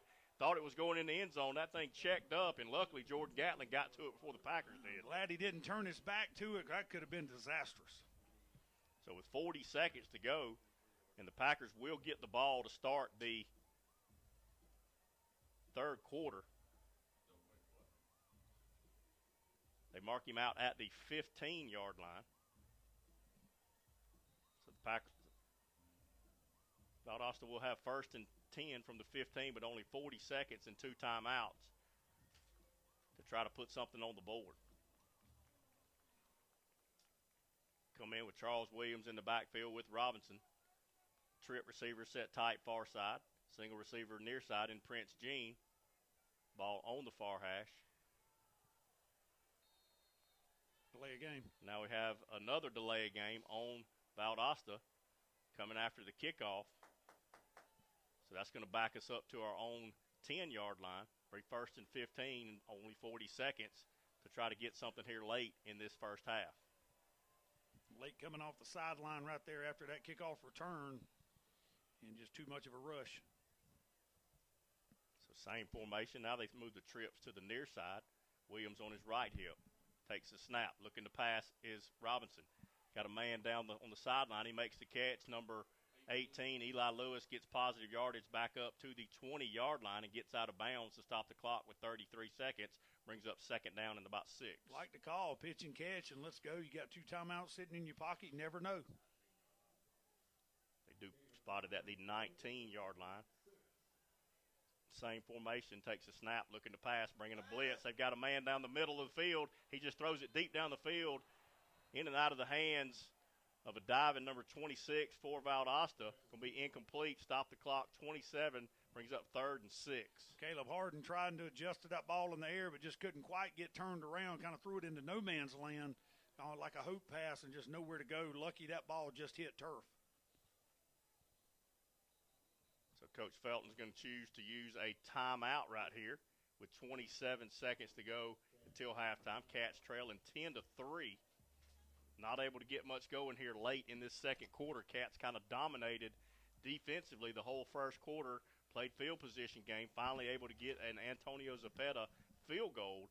Then Colquitt County played on our end of the field, ended up with a field goal. Had a nice play call there after a couple of penalties, put them down deep in our territory, and got the first touchdown of the night, and that's where we sit. Packers up 10-3. Defense has played well in the first half, but like you said, this second quarter, field position has been key. And Colquitt has played on our side of the 50, and when you do that, it allows you can take a lot more chances offensively than if you would if you're backed up on your own 20. The Cats have punted from the back of their own end zone, and it's been a tough second quarter for the Cats field position wise. So with 27 seconds here to go till halftime, Cats face a 3rd and 6 at the 19-yard line, and looks like they're just going to kneel on it as Colquitt is out of timeouts. Robinson does take it, kneel on it. That's going to bring up 4th down, and that will wind it down till halftime. And we'll see if Justin Crenshaw can get a word with Coach Felton before we start our halftime show. I see Justin down there with Coach Felton. He's talking to the officials now. Clock still hadn't run down, but all players are headed to the locker room. So that's where we'll start halftime, where we'll start the third quarter, trailing 10-3 to these Colquitt County Packers with the region championship on the line. Tough, hard-hitting first half, and the Cats still right in the middle of this thing, one-possession game, and I like what's going on. We just got to get a little more productivity out of this offense. We surely do, and I see quick word with Coach Felton. We'll see if we can drop it down to Justin Crenshaw and get a the First Bank sideline report. Man, a pretty quick first half there coming into tonight's possible region championship game.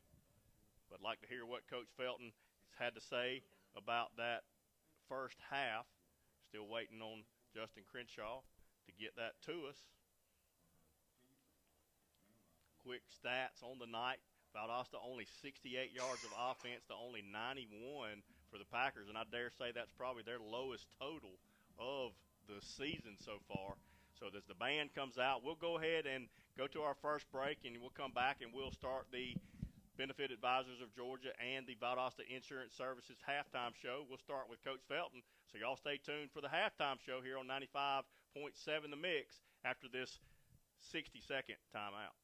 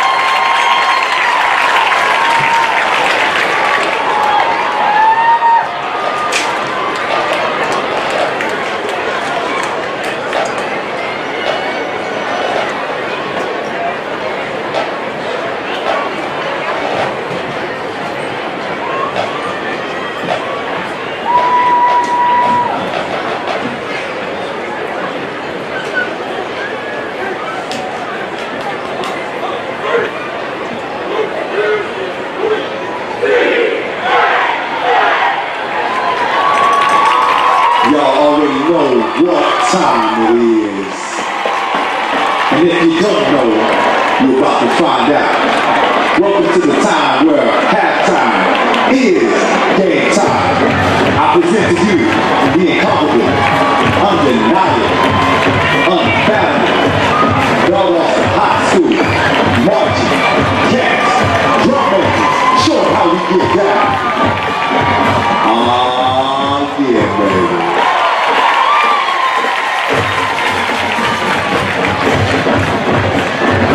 Check out the quick step as we are truly the only band in South Georgia who truly marches. No baby, we gotta do it for you tonight. Just in case you missed it last time, we about to break you off with a little something nice.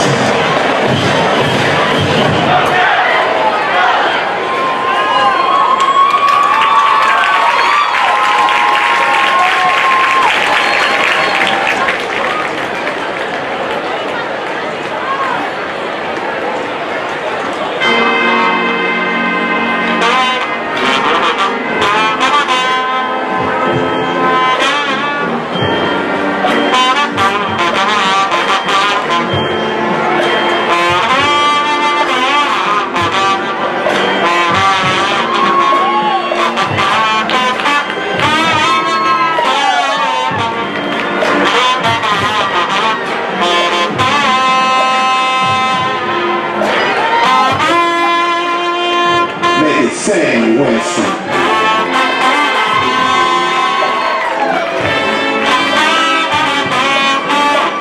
And if you feel me, let me get you to rock side to side with joy on my mind.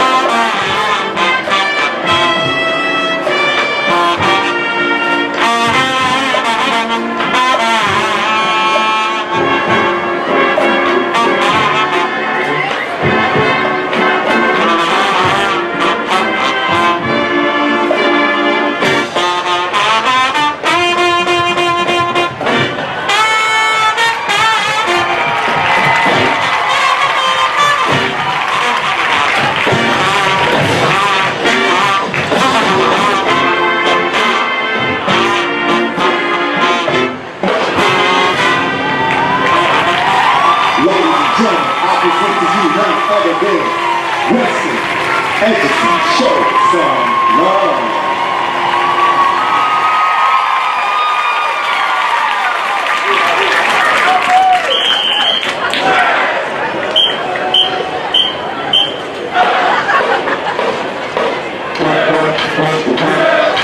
Oh, I know y'all know this one, man. We're gonna have us a lovely one out here. And if you feeling like I'm feeling, come on and get out that seat and get jiggy with this lovely day.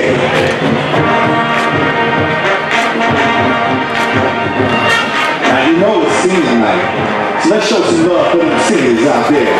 Make some noise and sing it. Make it good, baby. Give it to it.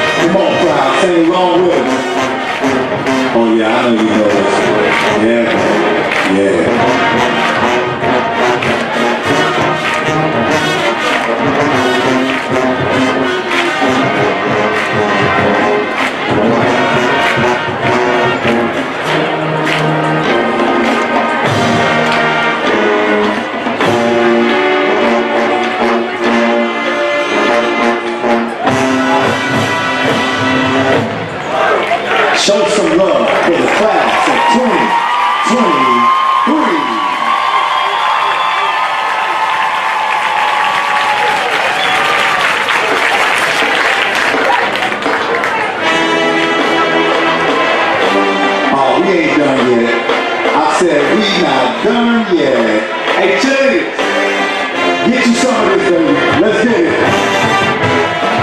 Oh, yeah. Get jiggy with it. Get jiggy with it. Oh, oh, oh, oh. Yeah, baby.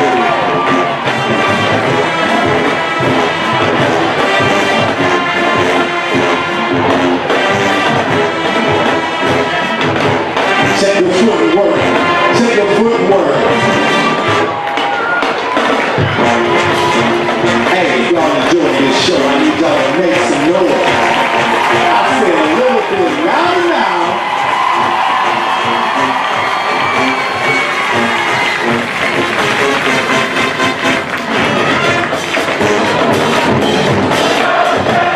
And if you know this one, go ahead and make some noise with us.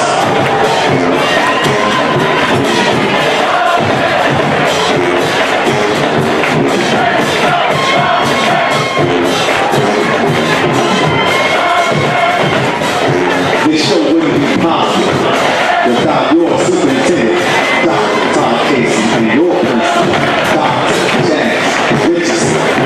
But wait, there's more. You got the head honcho himself. Show some love to Mr. Travis Kennedy, Grand Director. Assistant Director, Mr. Andrew Hill. Also show some love to Mr. Adam George Stewart for that drum line.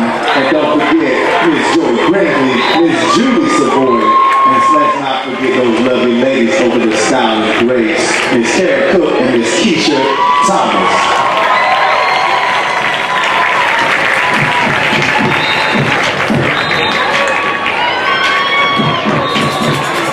The Bamboozles would like to also let you know that we have a winner for the 50-50 raffle ticket. I'll repeat, we have a winner for the 50-50 raffle. Look, this person has won a total of $175. We need you to come on down to the main concessional and claim your reward. Wildcat football here on 95.7 The Mix after this 3-minute timeout.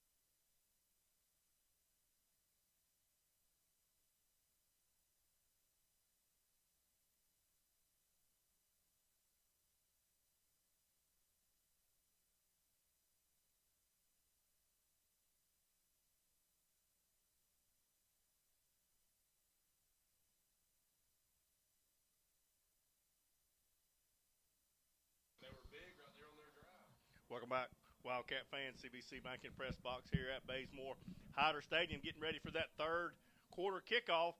Cats trail 10-3 to the Colquitt County Packers. Region championship likely on the line tonight. Definitely for Colquitt.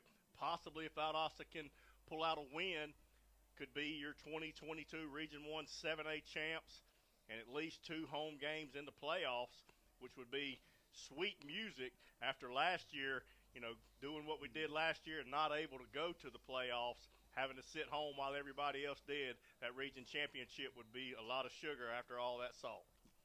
Ron, I don't like Atlanta. I don't like Atlanta. I don't like going up there. That drive is horrible. I'd rather stay here. I agree with that. I like the friendly confines here of Bazemore Hyder Stadium. I'm glad we're back here after making the long trip over to Camden. The only good thing about it, like Dirk said, is we all get to load up in the Chevy Tahoe and get Miss Marcia to chaperone us around. And stop at Buc-ee's. When we go north. That's right. And here we've got see Justin Crenshaw out. Let's see if we can get a First Bank sideline report with head coach Shelton Felton and Justin Crenshaw. All right, guys, coming out of the locker room for this second half, the message was simple. Hey, look, this is a 10-3 game. This is a one-possession game. This is what we want. This is what we've been working for since November of last year. We've been working for a chance at a region championship. It's right here. It's a one-score game. He said, finish. This team is not better than you. They don't work harder than you. We had a big opportunity here. We need to score some points. He said, offense got to get going. Maybe throw the ball down the field a little bit. We'll see how that works out, guys. Thank you, Justin, for that First Bank sideline report. And you heard right there, Coach Felton challenged his team to finish the ball game. And we've heard that a few times throughout the season. And the Cats have been able to finish most games. Didn't quite finish at Camden. Let's see if we can get it done here in the third quarter as Antonio Zapeta sets the ball down at the 40, getting ready to kick for the opening of the third quarter. He's going to be kicking from your right to left here in that third quarter. Cats trailing 10-3. Let's kick one in the end zone. He backs up only about 4 or 5 steps, going to just step into it and really kick it, try to get it up high and get it covered. He approaches the ball, going to be a high end-over-end kick, going to come down at about the 16-yard line. Latrell picks it. He's coming near sideline trying to get the corner. He's across the 30, makes a man miss at the 40, and he's slung down out of bounds at the 45. Flag comes in, I believe. I didn't see what happened, Ron. I'm looking at the runner down here. It's about 20 yards behind where the play ended. Holding. He'll be holding Moultrie against the Packers. Going to back them up. They would have had good field position at their own 45-yard line, but they threw the flag back at the 30, so that's going to back them all the way up to probably inside the 20. That's right. He got a run and start there, caught that ball, and come out here. It was open there for a little while. Cats did a good job pursuing on this outside edge.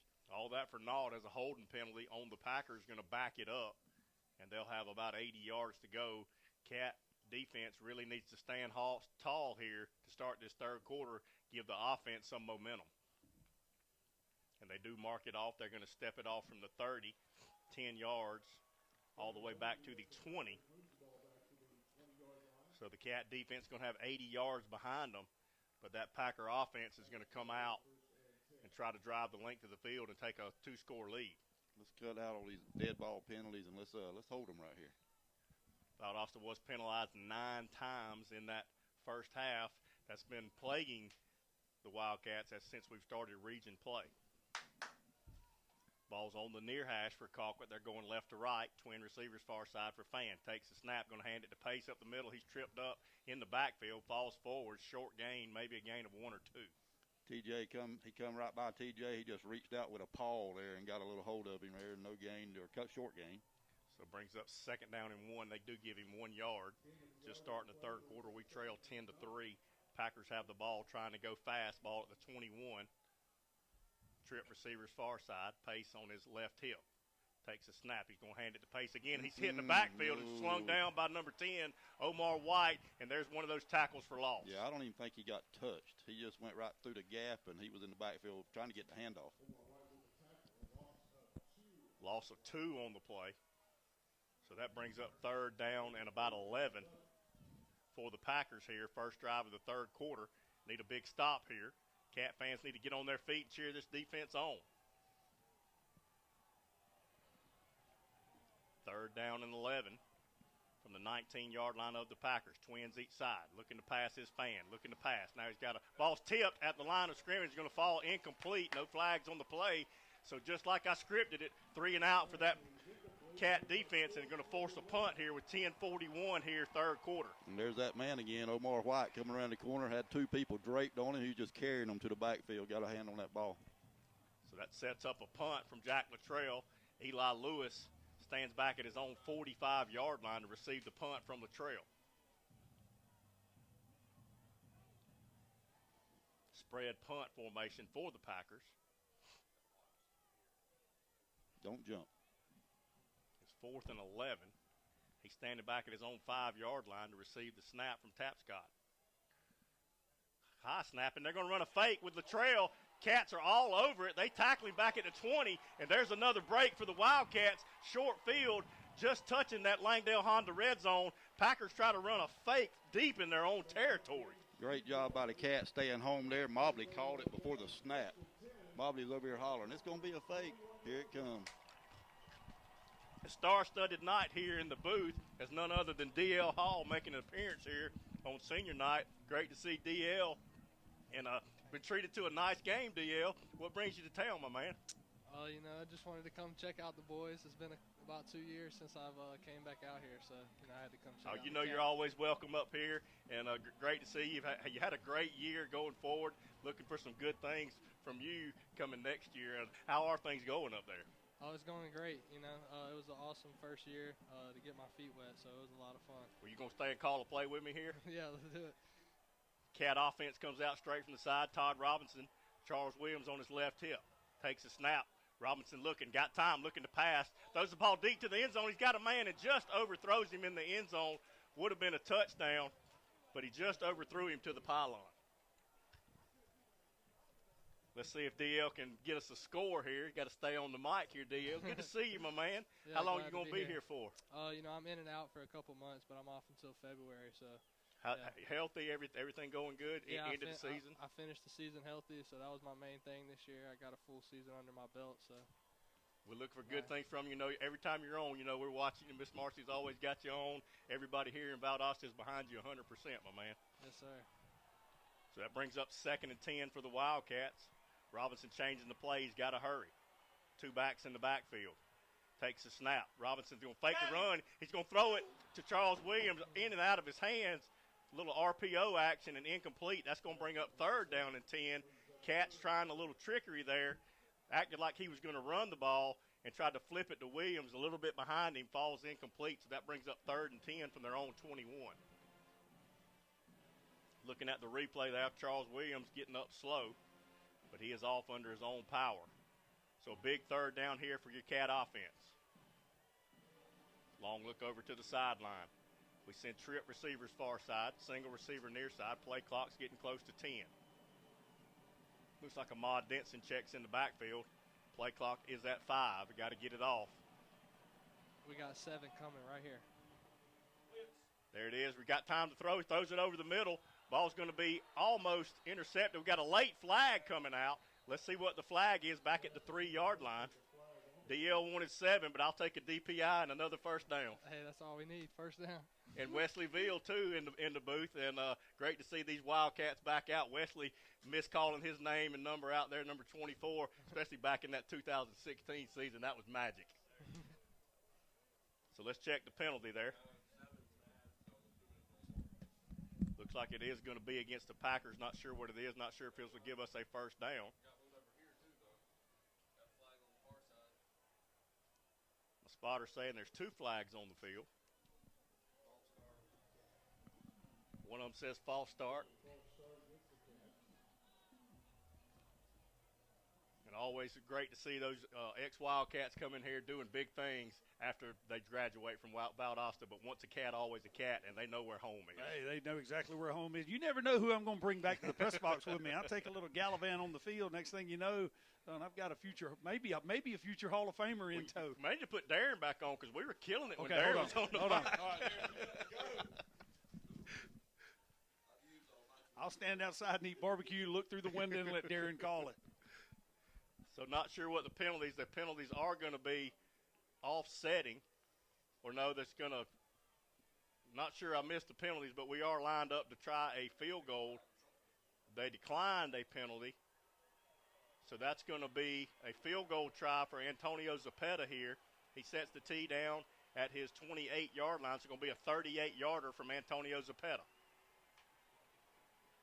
Takes a snap, it's down, and it's up, and the kick is good. Zapeta nails it. That makes your score 10-6 with 10:14 to go here, third quarter. So the Cats able to get 3 off of the missed fake by Colquitt. So that's where we sit, 10-6. We'll be back on Wildcat football after this 30-second timeout.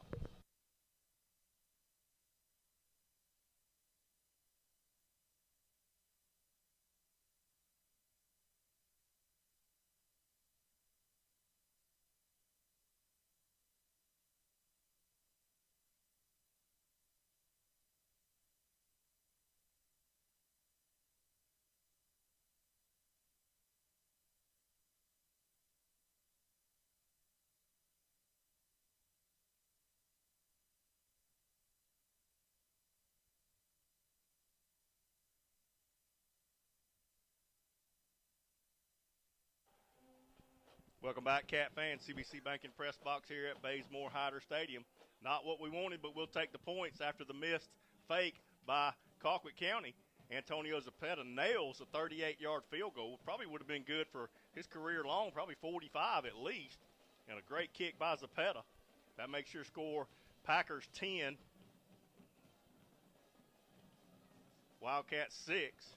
And there's the kick by Zapeta, going to bounce. Ball's at the 5-yard line, and Latrell just bounces it, and he picks it up, and he's going to be tackled. Now he does get out over the 20-yard line. The ball was bouncing around. I think he was trying to think it would go in the end zone, almost dangerous, but he was able to get back and salvage return out over the 20. Bounced, and he was turned, and he looked for the ball, had his back to it for a second, like where did it go, spun a complete circle. And a lot of times you'll see that your coverage team coming down, and all of a sudden they get out of their lanes when that ball hits the ground and ends up letting him fight back out for positive yardage. But Cat defense, good field position. Let's hold them right here, 3 and out, and let's go. Let's see that scoring drive on that last play. The scoring drive 4 took 22 seconds, 3 plays, and it says 43-yarder, but was it 43 or 38? Well, they gave a 5-yard penalty, so it was a 43, so that's his career long. That scoring drive brought to you by RGL Construction. Fan takes a handoff. He fakes it. Fan's going to try to run it. He's got a hole. He's got first down, and he slides down just across the 35-yard line. First run for Nico Fan tonight, and he picks up a first down out over the Cat 35-yard line. Not a design run by no means. Pocket collapsed. He had no choice. Packers going fast. Takes a snap again. He's going to hand the ball. He's hit hard in the backfield. Sandwich back there. Short gain on the play. He does fall forward, but he's hit hard at the line of scrimmage. Eric Brantley and T.J. Morrison met him and closed him up.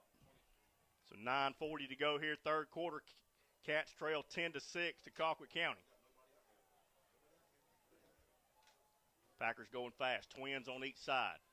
Takes a snap, does Fan. Looking to pass. Got a ball deep down the field. Throwing at 10. Roberson overthrows everybody. Taking a deep shot on second down. Going to bring up third down and 9. Stop the clock with 9:24 to go, third quarter. Nice eyes by Roberson. He saw the ball go into the air. Once it went into the air, got his head around, found the DB, and hit the Jets. And ball just sailed wide. But nice job of closing that passing lane down. So another third down here in this third quarter. Ever important third down for this Wildcat defense. Ball's on the far hash for the Packers. Long look over to the sideline for Nico Fan.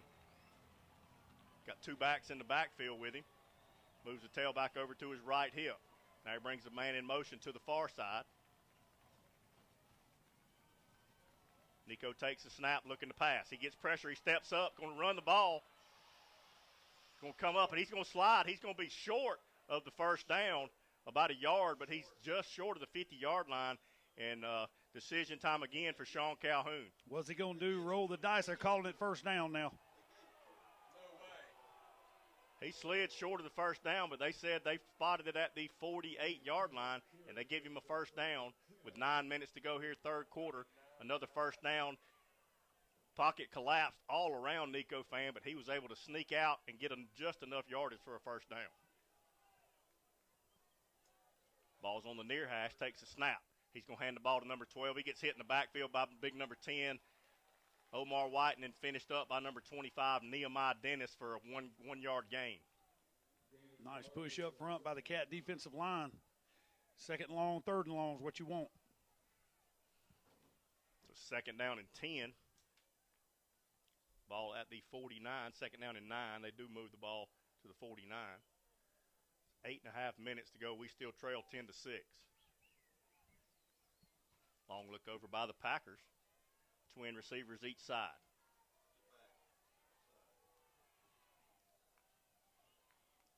Long snap count. Play clock's at 5. Now he takes a shotgun snap, looking to pass. Going to throw the ball deep down the sideline, but overthrows everybody. Incomplete. So that'll bring up third down and 9, and another big third down for the Wildcats on this drive. Skillful play by Tim Roberson, using that sideline as another defender, knowing he couldn't leak out any further to his right, just got his hip on him and gave the quarterback nowhere to throw that ball. That stopped the clock with 8:03 to go. Cat fans on their feet, cheering this defense on. We need to force another punt here. Twin receivers each side. Nico calling for the shotgun snap. Trying to draw us off sides. We don't jump. Ball still on the near hash. Takes a shotgun snap. Going to hand the ball to number 12 going up the middle. He's going to be across the midfield, but he's going to be well short of the first down. So going to bring up fourth down and about 4 and probably a Jack Luttrell punt. They tried to fake it last time deep in their own territory. Cat stayed home. This is definitely fake territory here. Most definitely. Cat trying to catch the Cats right there in pass rush. D lineman flying up the field, but it closed off that run lane. How about kicking the end zone right here? It's fourth down and 4 at the 46-yard line of the Wildcats. Eli Lewis standing back at his own 10-yard line to receive the punt from Jack Luttrell. Tapscott into snap. Low snap. Luttrell gets it. Going to be a low end-over-end kick. Going to bounce. Eli Lewis is running over to it, but it rolls out of bounds at about the 12-yard line. So a low kick takes a Colquitt bounce. So Wildcat offense started their own 12-yard line. Starting again, you backed up, but hey, let's put together a drive. It's almost mid-third quarter here. Drove down, got a field goal last time. Drive them down right here, and we need a touchdown. I'm sure back in Justin Crenshaw talked about some halftime adjustments, and he said they challenged the offense to come out and get some going, sustain some drives, much like we did early in that first quarter. Go down and get some points. Your defense has worked its butt off. Let's reward them with some production offensively. We need 7 points.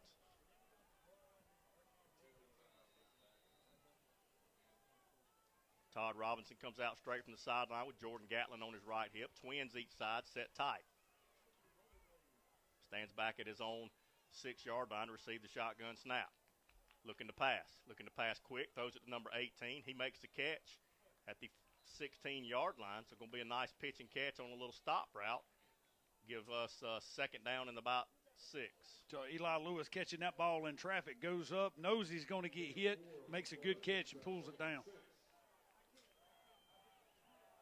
Ball still on the near hash for the Cats.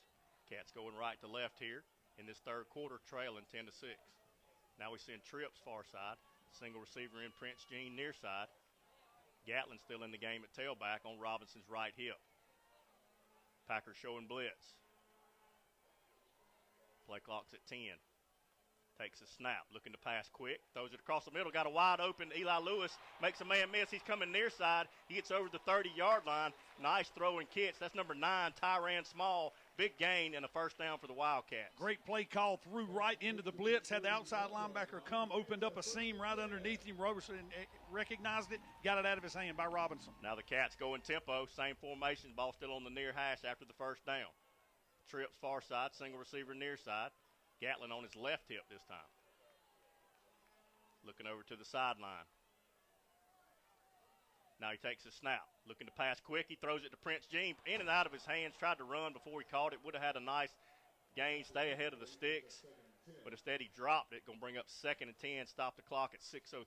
Like the adjustment here. The DBs have been playing off 8, 9, 10 yards all night long. All of a sudden decided to start throwing it right in front of them. Make them walk up.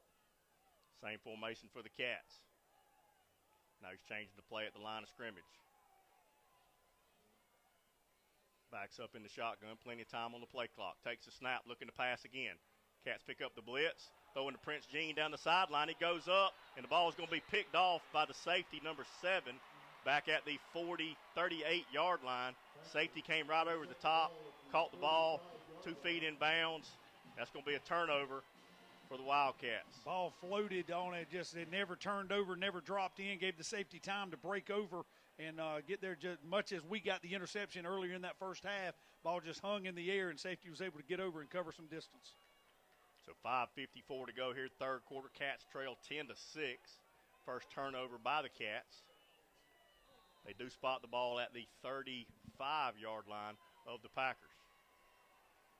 Just check the rule book, Doc. There's no rule against a defensive score if you're in the third quarter with 5:53 to go. I agree with that statement 100%. Packers come out straight from the sideline. 2 backs in the backfield, single receiver each side, ball on the near hash. Haven't seen Charlie Pace in this second half.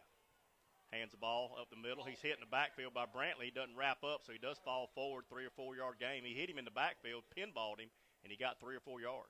I think Brantley ended up engaging the tackler with his head turned towards the quarterback, thinking he was going to pull it.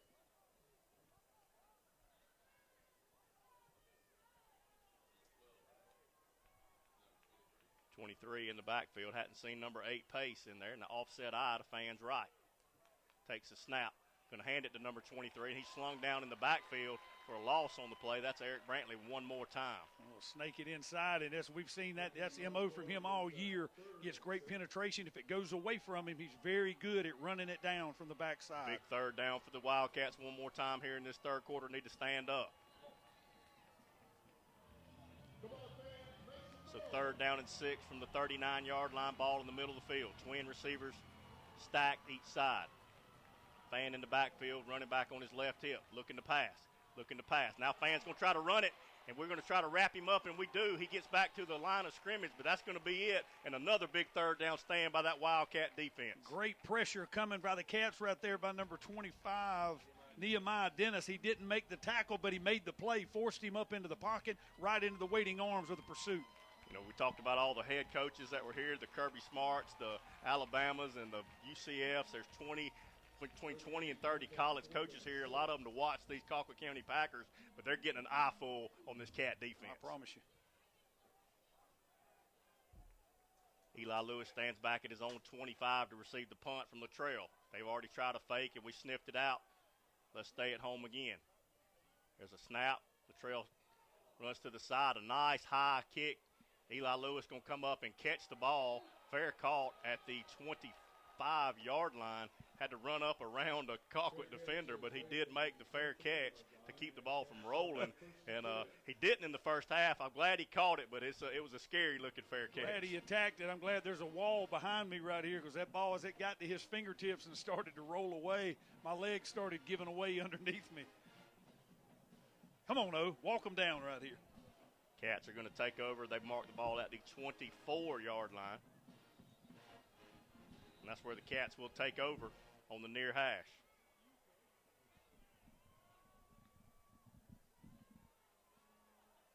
There's a snap, handoff to Ahmad Denson. He gets positive yardage off the right side. Gets close to the 30-yard line, so stay ahead of the chains. Give him a gain of about 4 or 5 on that first down run. Defender reached up and grabbed his right arm. That ball was sitting down and just about straightened that arm down. He's able to gather it back and hang on to the ball. Boy, caught a break right there. Ball still on the near hash. 3:35 to go. Third quarter, we trail 10-6. Twin receivers far side. Single receiver in Prince Jean near side. Running back on his right hip.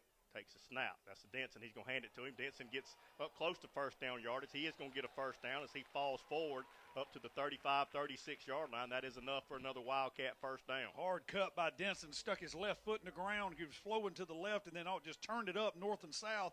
Found that running room and found that first down yardage. Cats going fast after the first down. Now we send twin receivers to the near side of the field, short side. Single receiver to that far side. 2 safeties for Colquitt County. Jay Rome signaling the play in to Todd Robinson. and Ahmad Denson in the backfield. Robinson talking to his line of scrimmage. Still got time on the play clock. Now he calls for the shotgun snap. Todd Robinson is going to try to run it, and he's going to be run down from the backside on a corner blitz. Number 19 for Colquitt runs him down. Was going to be a design quarterback run, but he's run down from the backside for a loss on the play. And never saw it, turned his head back to the line of scrimmage. Safety, the corner did a great job of disguising it and came with the heat, never had a chance. So that brings them all the way back to the 32-yard line. So going to bring up second down and about 14.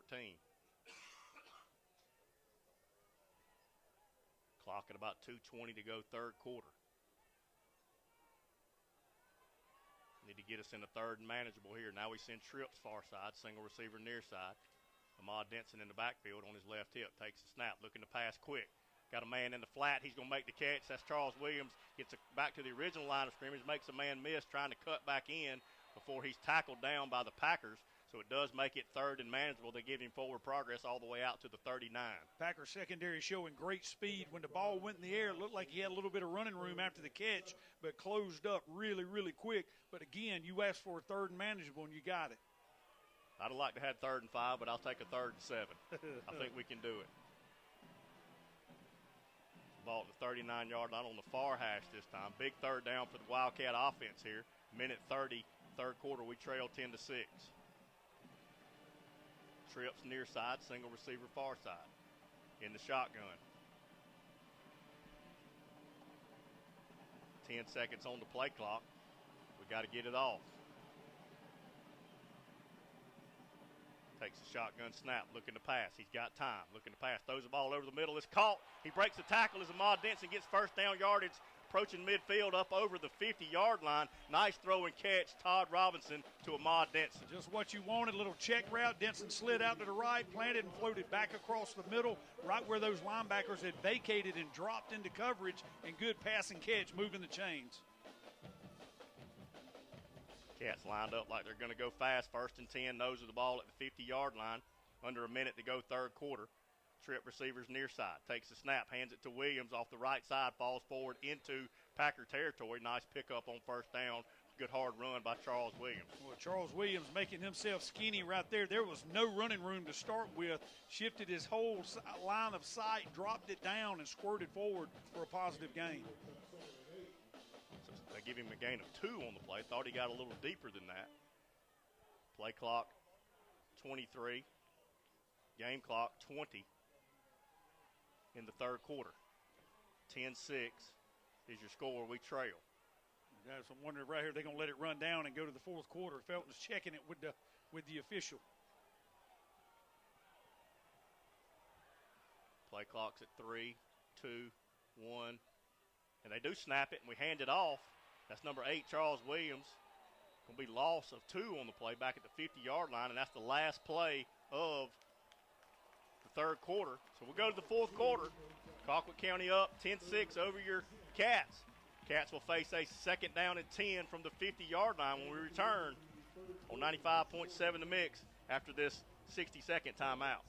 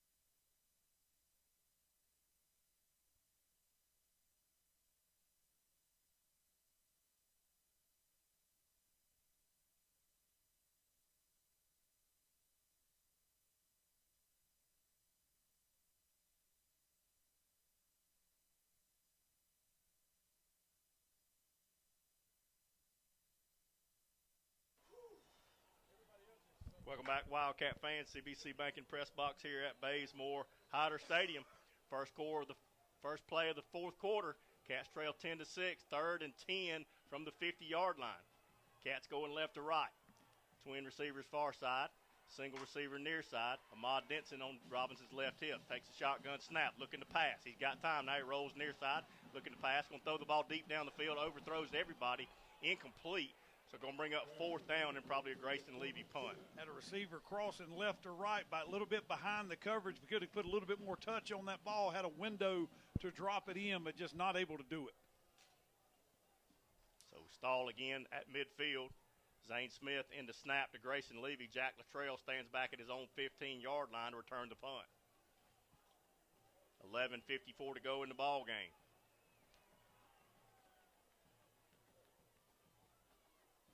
It's a good snap from Zane. Grayson steps into it. Nice high spiral end-over-end kick. Luttrell going to call a fair catch. The ball's going to bounce at the 1 and take a Colquitt bounce into the end zone. Couldn't get down there to cover it up. So the Packers are going to start at their own 20-yard line with a 10-6 lead and 11:45 to go in the ball game. Long hammered punt by Levy. He's hoping that ball was going to check up. It did a little, but just not quite enough to let a defender get behind it and then keep it from going into the end zone.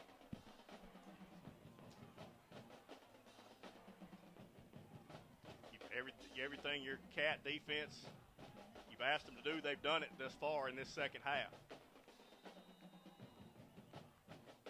Offense only able to get a field goal after the failed fake punt, and that's where we sit at 10-6. Empty backfield for Nico Fan. Trips far side, 2 receivers near side. Fan looking to pass. He's rolling right side. Rolling right side, going to throw the ball quick. Almost intercepted by Malay again. Ball was thrown behind him off the tip of his fingers and incomplete. Tried to roll out to that right, but you know who? Nehemiah Dennis has been active all night long, all over him, forcing him to get rid of that ball a little faster than he wanted to. Malay had good coverage. That stopped the clock with 11:41 to go in the ball game. 2nd and 10 for the Packers. Ball in the middle of the field at the 20. Now we got trips far side, single receiver near side, and running back on his left hip. Nico Fan going to hand it. That's number 12, and he goes nowhere, and he's going to be dropped for a short loss. Might have gotten back to the line of scrimmage. No running room at all. Now, you're trying to move on an inside power play, trying to move Omar White and T.J. Morrison. You better bring in some heavy equipment because moving them out of the way is no easy deal. So another 3rd down and 10 here from the Packer 20-yard line. Need this Cat defense to stand up one more time. Late substitutions by Colquitt. Now they send Twins far side, single receiver near side. Watch the screen. Single safety in the middle of the field for the Wildcats. Now they motion back out of the backfield, empty the backfield. Now we've got a timeout. Coach Felton using a timeout on defense. He knows how big this 3rd and 10 is here with 10:56 to go in the ball game. We'll take a timeout with them. We trail 10-6. We'll be back after this 30-second timeout.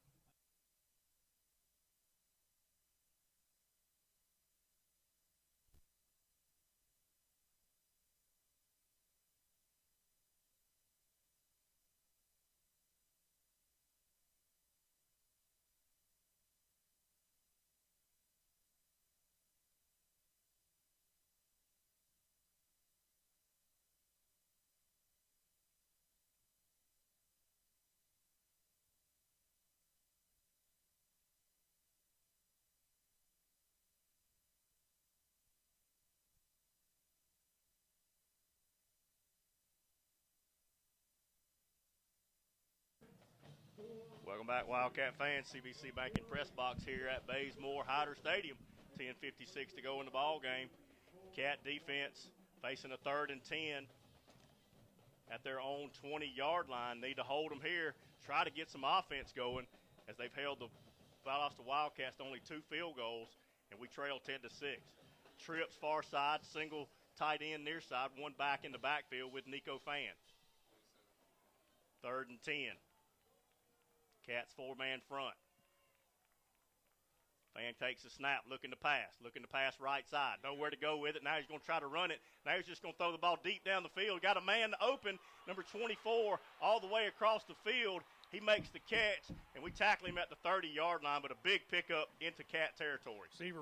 DB running and chasing him right there, but that's a case of great protection. Gave him time to stand in the pocket and let him come all the way across right into the waiting arms of that receiver at about the 30-yard line. They went max protect, only had 3 in the route, and they gave him enough time, and Packers going fast. Now they pause, look over to the sideline. Clock's at 10 and a half. They spot him down at the Valdosta 28-yard line, first and goal, 1st and 10, Packers. Takes a snap, Fan looking to pass. They throw the ball over the middle, going to be caught on a slant route at the 20-yard line, enough for another Packer first down in the red zone. Going to stop the clock momentarily to move the chains, and the Packers going quick on 2 big pass plays. This little rub route, slot receiver ran, just slid to the flats. The outside receiver slanted underneath him, wide open. Hadn't seen Charlie Pace in this game, so Nico Fan is taking it over much on his arm, and he's doing it on this drive. Now they fake the handoff, going to throw the ball to the end zone for number 5 in the corner.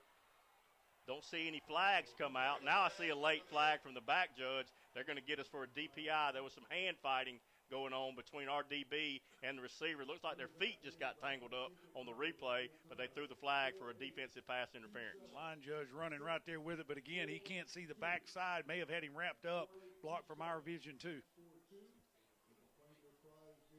That's going to be probably a half the distance to the goal. Stop the clock with 9:54 to go. We're trailing 10-6, but the Packers are going to have first and goal after 2 big pass plays and a defensive pass interference puts the ball all the way down to the 7-yard line.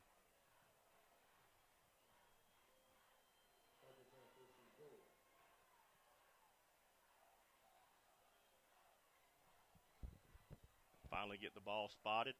Colquitt with some late substitutions. They send trips far side. Single receiver near side in Landon Thomas. Running back number 23 on Fan's left hip. Takes a shotgun snap, looking to pass. Going to throw the ball to the corner, going to overthrow everybody. Going to be incomplete. Going to bring up 2nd down and goal from the 7. Stop the clock with 9:47 to go. Straight isolation route. Had your other 2 receivers sitting down short underneath to pull coverage, give you a man-to-man behind it, and just no window to drop it in. So Colquitt County facing a 2nd and goal from the 7. Ball in the middle of the field here in the 4th quarter. Now what's your big tight end right here? Tight end lines up on the right side, 2 backs in the backfield with Fan and a tight end, single receiver each side. Now he brings a man in motion across the formation. Takes a snap, looking to pass, going to throw it. I believe they're going to get Colquitt for an illegal shift. Yeah, 2 men in motion. And they do throw the flag, and he catches the ball, and he's driven out of bounds at the 3, but it's going to illegal shift by Colquitt, going to back him up 5 yards. They're going to bring up 2nd down and goal from the 12-yard line. The adjuster was on the right side when the receiver started in motion. He was wanting to come in motion in between the adjuster and the line. He didn't have room to cross, so he backed up and let him go across. As soon as he did, the flag was thrown. And that is the penalty, and that's going to back him up to the 12-yard line. Actually, they put it at the 13. So 2nd and goal from the 13. 6-yard penalty. Sounds good to me. Better than 5.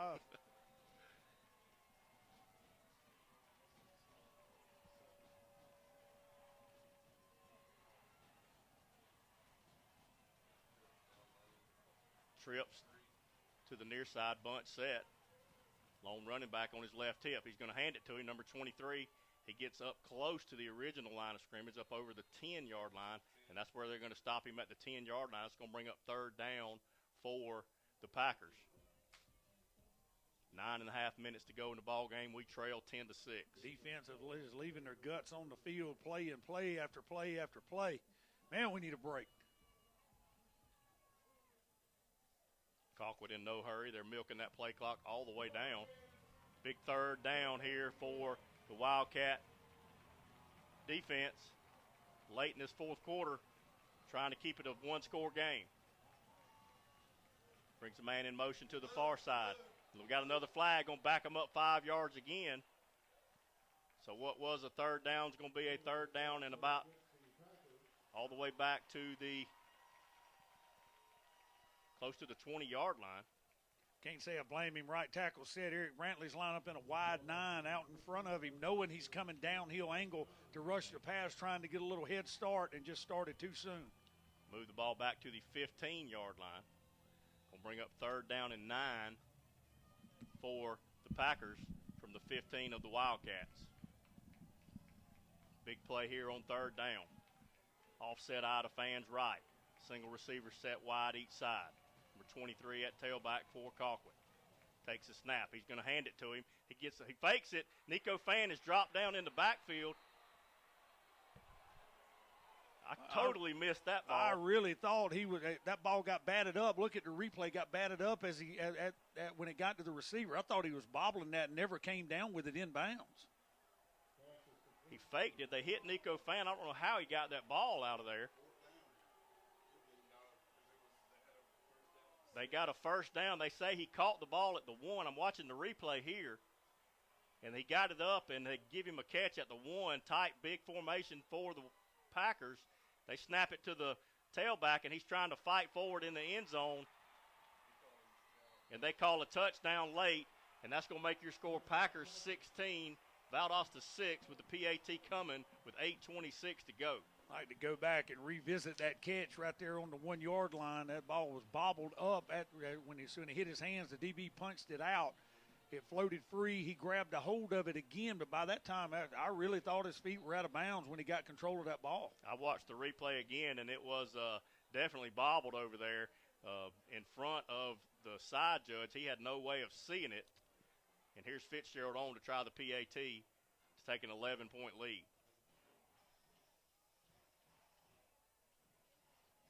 High snap, but it's placed down and it's kicked up. And Fitzgerald makes it. That makes your score Packers 17, Wildcats 6. 8:26 to go. Got to get something going here offensively. We'll be back with more Wildcat football after this 30-second timeout.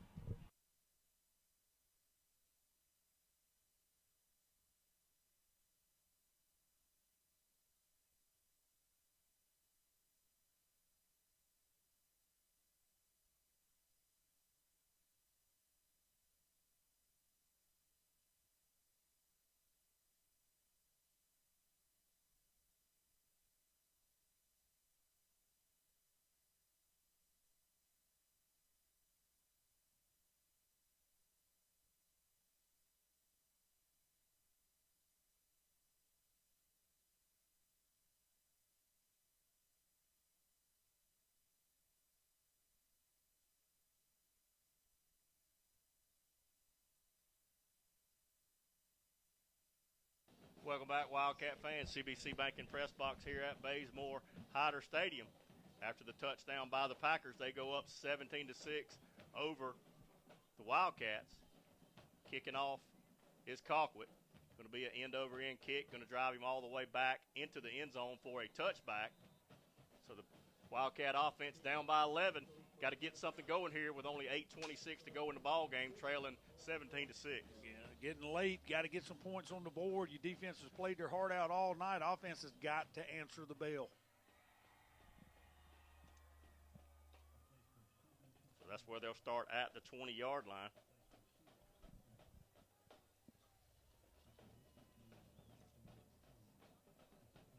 Todd Robinson going to bring them straight out from the sideline. Ball in the middle of the field.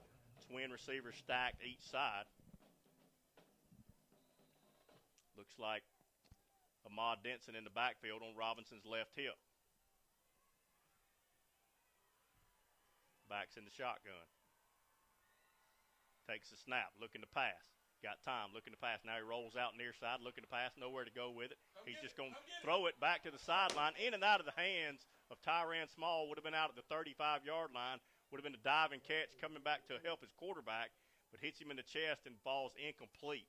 So 2nd and 10 for the Wildcats at their own 20. Guarantee if you talk to Tyrann Small right now, he'll tell you all day, every day, he should have caught that ball, hustled back, worked back to his quarterback, and slid down to catch it and just not able to hang on to it.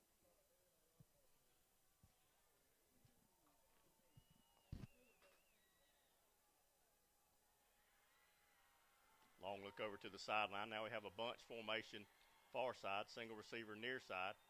Now he brings that single receiver in, looking to pass.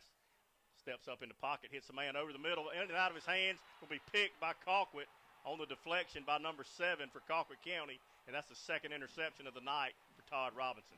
Well, Todd would like to have that back for one reason only. A short check route coming through the middle and really put a lot of mustard on that ball, and it went right through the receiver's hands, and the linebacker was behind him and landed right into his waiting hands.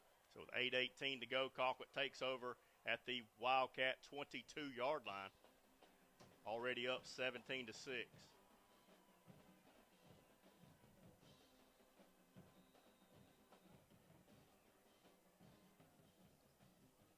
So 1st and 10 for the Packers. Running back checks in late on his left hip. Twin receivers each side. Takes a snap. Nico looking to pass.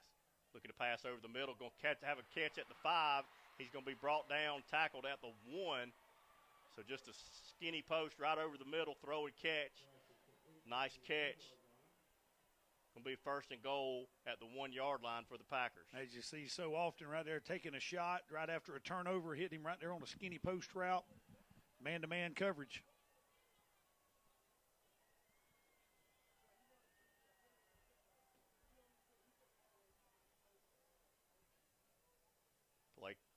Play clock's at 22. Colquitt milking all the clock they can down. It's under 8 minutes to go in the ball game. They're threatening 1st and goal at the 1 to go up 3 scores. Extra lineman in the game for the Packers. Timeout, Colquitt. Now Sean Calhoun's going to use a timeout. We'll take a timeout with him. We'll be back with more Wildcat football, 95.7 The Mix, after this 30-second timeout.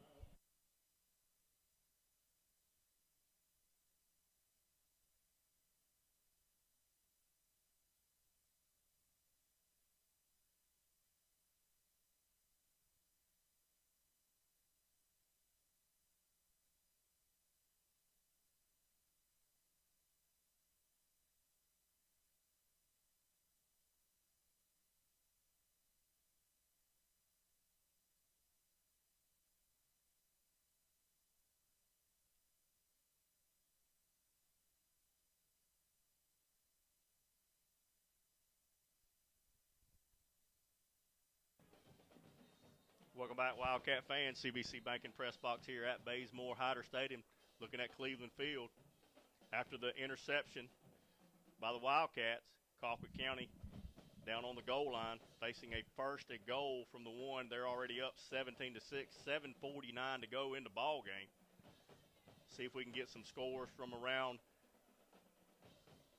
South Georgia. Tifton lost 66-7. Ooh. To Houston County. Ooh. Nico Fan. Actually, that's the running back taking the snap. He's going to try to run the Wildcat, poke it up in there through the A-gap. They're going to say he did get in there. So touchdown, Colquitt County. That makes your score Packers 23, Wildcats 6 with the PAT pending. 7:41 to go in the ball game. Well, pulling that gun out and shooting yourself firmly in the foot. A game that you knew points was going to be at a premium for the Cats, but we've done some really bad things you just can't do with a good offensive team like Colquitt. Taps got into snap. Brett Fitzgerald in with the kick. Good snap, good hold. And the kick is good. That makes your score Colquitt County 24, Valdosta 6. We'll be back with more Wildcat football here on 95.7 The Mix after this 30-second timeout.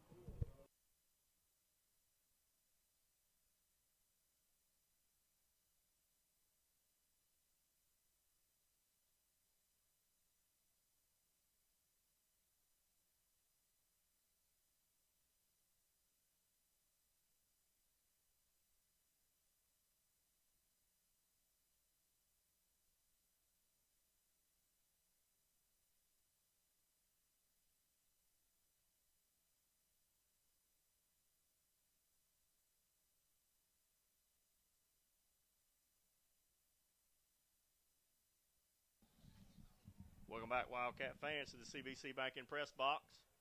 Colquitt County set to kick off. And there's going to be a short end-over-end kick. Going to come down to Jordan Gatlin at the 7-yard line. He's coming near side. Now he cuts back in. Upended at the 20, across the 20. They're going to mark him down to about the 22-yard line. Cats have 7:36 to go. They trail 24-6. Stranger things have happened, but you got to get some offensive production and you got to get it fast. No, the phone's ringing and you got to answer it right here. You have to drive down and get points right here. Have to. If for nothing else, we got to give our defense a break. They've been on this field almost the whole second half. We've got to answer here. So Robinson going to bring them out straight from the sideline. Going to send twin receivers far side, single receiver near side. Running back on his right hip. Takes a snap. That's Williams. He's going to hand it to him. Williams busts off that left side, gets out to the 25-yard line. Short gain on the play. Couple yards. Going to bring up 2nd down and 8. Ball in the middle of the field. Clock is not your friend as it's at 7:15 here. Cats trying to go fast. They get lined up, waiting for the shotgun snap. Robinson takes a snap. Going to hand it off again. Coming off the right side now. He busts up through the middle. Gets up close to first down yardage. He is going to get a first down. Back-to-back runs for Charles Williams. And first down for the Cats over the 35-yard line. Actually, 34-yard line. 1st and 10. Cats going fast after the first down. Like the first down, but we got to pick the pace up here. Clock is under 7 minutes now, and you got to have 3 scores. Takes a snap. Going to hand it off one more time. Charles Williams again fights forward 2 or 3 yards before he's brought down. So brings up 2nd down and about 7.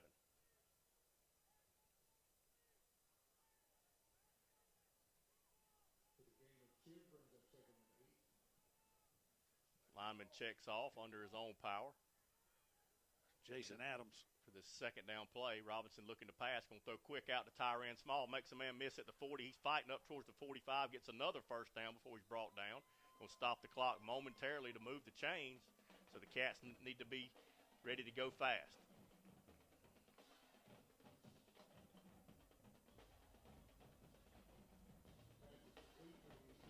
They do get the chain set. Lines up in the shotgun with Williams still in the game. Grayson Levy shifts over to the left side. Now he takes a snap. Going to hand it to Williams one more time. Gets a big hole off that left side, but then he's stopped short of midfield. Going to be a gain of 3, so going to bring up 2nd down and 7 as he approaches the 50. Be impatient. 5:50 to go here, but at some point we got to turn the wick up here and try to win this football game. 5:45 to go in the ball game, and it's been all Charles Williams on this drive, and we're all the way out to midfield. Twin receivers far side, single receiver near side. Takes a snap, fakes a handoff, looking to pass. A little stop and go route, throws the ball deep down the sideline. The ball's going to be in and out of the hands. Tyran Small had to turn into a defender and deflect it away what possibly would have been the 3rd interception for the Packer defense. Safety settled under it just like a long fly ball. Thought it was going to drop right down to him. The receiver ended up batting it away at the end. So that brings up 3rd down and 7. Does stop the clock with 5:25 to go in the ball game. Twin receivers near side, single receiver far side. Takes a snap. Denson in the ball game. He takes the snap up over midfield. Good positive gain into Packer territory at the 49, but that'll bring up 4th down and about 4 for the Wildcats with about 5:10 to go in the ball game. Critical play right here. Looks like we're going to send the punt unit out. Down 24-6 with 5 minutes to go. Grayson Levy is going to come out to punt from the Colquitt County 49-yard line, 4th and 4.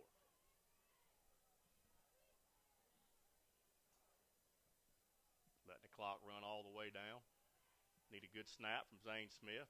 There's a good snap. Levy steps into it.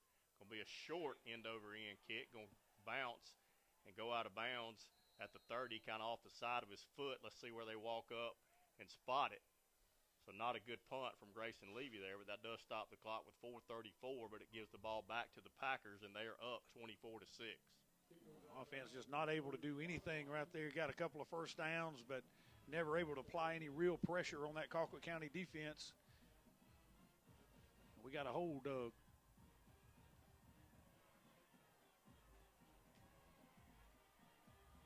Ball on the near hash, nose of the ball touching the Packer 30-yard line.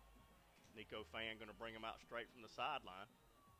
Number 12, running back on his left hip. Twin receivers far side.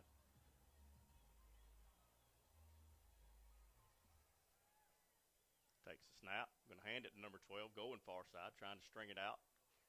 Cat defense strung it out. No gain on the play. Slung down by Eric Brantley there. No gain. There's nowhere to go. Cat defensive line played strong there. They played strong all night. Able to string it out, gave him nowhere to go. And did they get back to the line of scrimmage? They said he did. They gave it to him at the 30. Ball's on the far hash now. Just trying to run side to side, run some clock out as they're up 24-6. Cat offense only to able muster a couple of field goals tonight. One in the first half, one in the second half. Defense has been out there for a lot of plays against this Colquitt offense. They're going to hand the ball off again. He's met in the backfield, but he does fall forward out to the line of scrimmage. Another no-gain play.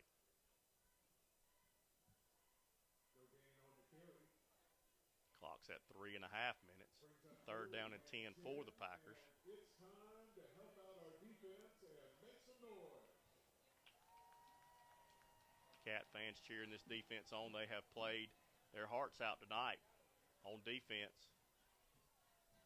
And have been the beneficiary, or not the beneficiary, but the Packers have benefited from outstanding field position after that first quarter where the Cats had it. The rest of this game has been great field position for Colquitt County. They'll snap this ball with under 3 minutes to go in the ball game. 3rd and 10. They're going to hand it off again. He's met in the backfield again and slung down for a loss on the play. So with 2:54 to go, that'll bring up 4th down for the Packers and a Jack Luttrell punt. No timeouts called here. There'll be around 2 minutes to go when they punt this ball. Eli Lewis back to return.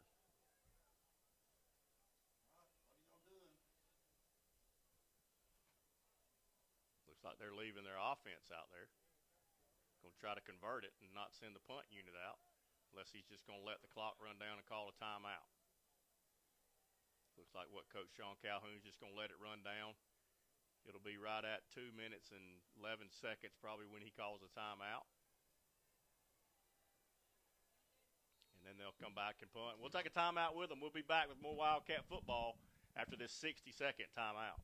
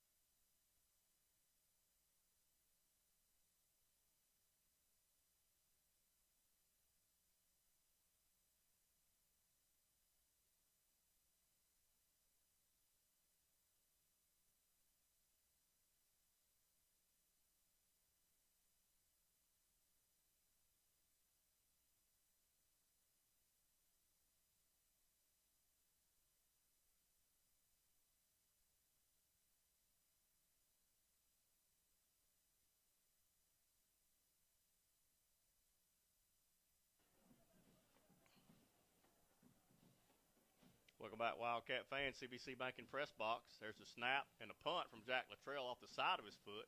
Going to take a Valdosta bounce and bounce out of bounds at about the 41, 42-yard line.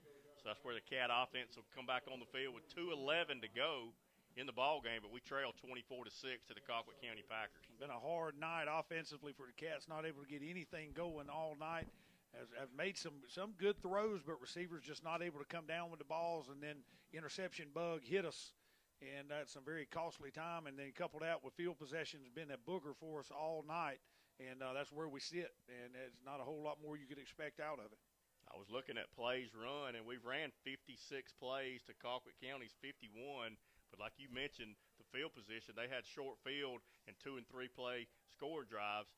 So that's why the plays are a little off. We got Todd Robinson handing the ball off up the middle, nowhere to go. He does get a yard on the play. So that's going to bring up 2nd down and 9, and the clock's under 2 minutes. There's nowhere to run. Both coaches kind of decided we're going to run this out, and unless something drastic happens, you're looking at 24-6 final. Valdosta in no hurry. They still got those starting guys out there to finish this game. Packers will win a region championship, 7A championship for 2022. And we'll know next week after the games are played and points are scored where the Valdosta Wildcats will be. Robinson trying to throw it. Going to be incomplete, intended for Tyran Small. So that stops the clock with 1:28 to go in the ball game. 3rd down and 9. Pocket collapsed in a hurry, flushed out to that right side. Tyran tried to work back to that ball, but just couldn't get to it. If this score holds, this will be the most points allowed by this Valdosta defense all year, and it'll be the least amount scored by the Colquitt offense all year. Hands the ball off. That's Ahmad Denson. He gets to the line of scrimmage and pushed back. They're going to give him no gain on the play. That brings up 4th down. With 1:15 to go, and the Wildcats will have to punt.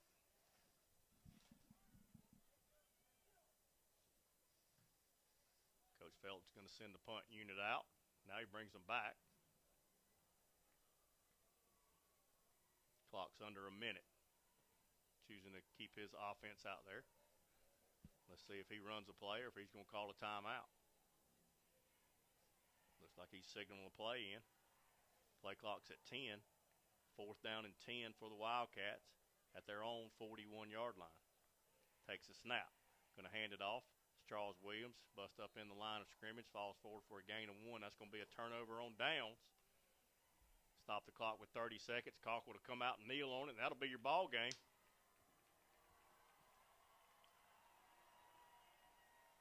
Tough night for the Cat offense, just not able to get anything going. Carried over from Camden last week and just coupled right over into Bazemore Hyder tonight. Just never could get on track and couldn't make the tough catch or couldn't make the tough run. And defense played well all night, and offense just could not chip in and do their part.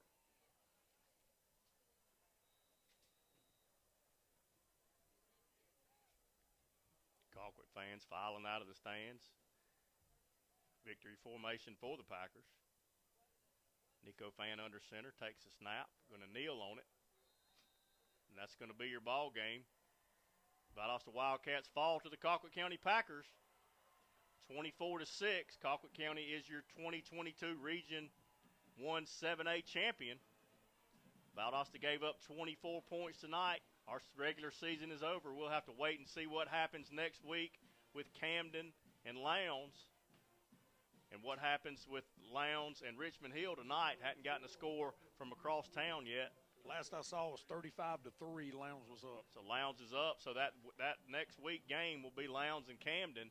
And if Camden could win, there'll be a 3-way tie for 2nd, 3rd, and 4th, and it'll come down to points allowed against the top 4 in the region. So we'll have to do some calculating. May have to get Bringer on that. Yeah. And we'll have some numbers for you maybe before the night. But for all practical affairs, if Camden beats Lowndes next week, I don't think there's any way they could be 2 in that 3-way tie. I don't think so. I think either way we could possibly be 2 because it goes off points allowed to the 4 teams in your region, the top 4 finishers.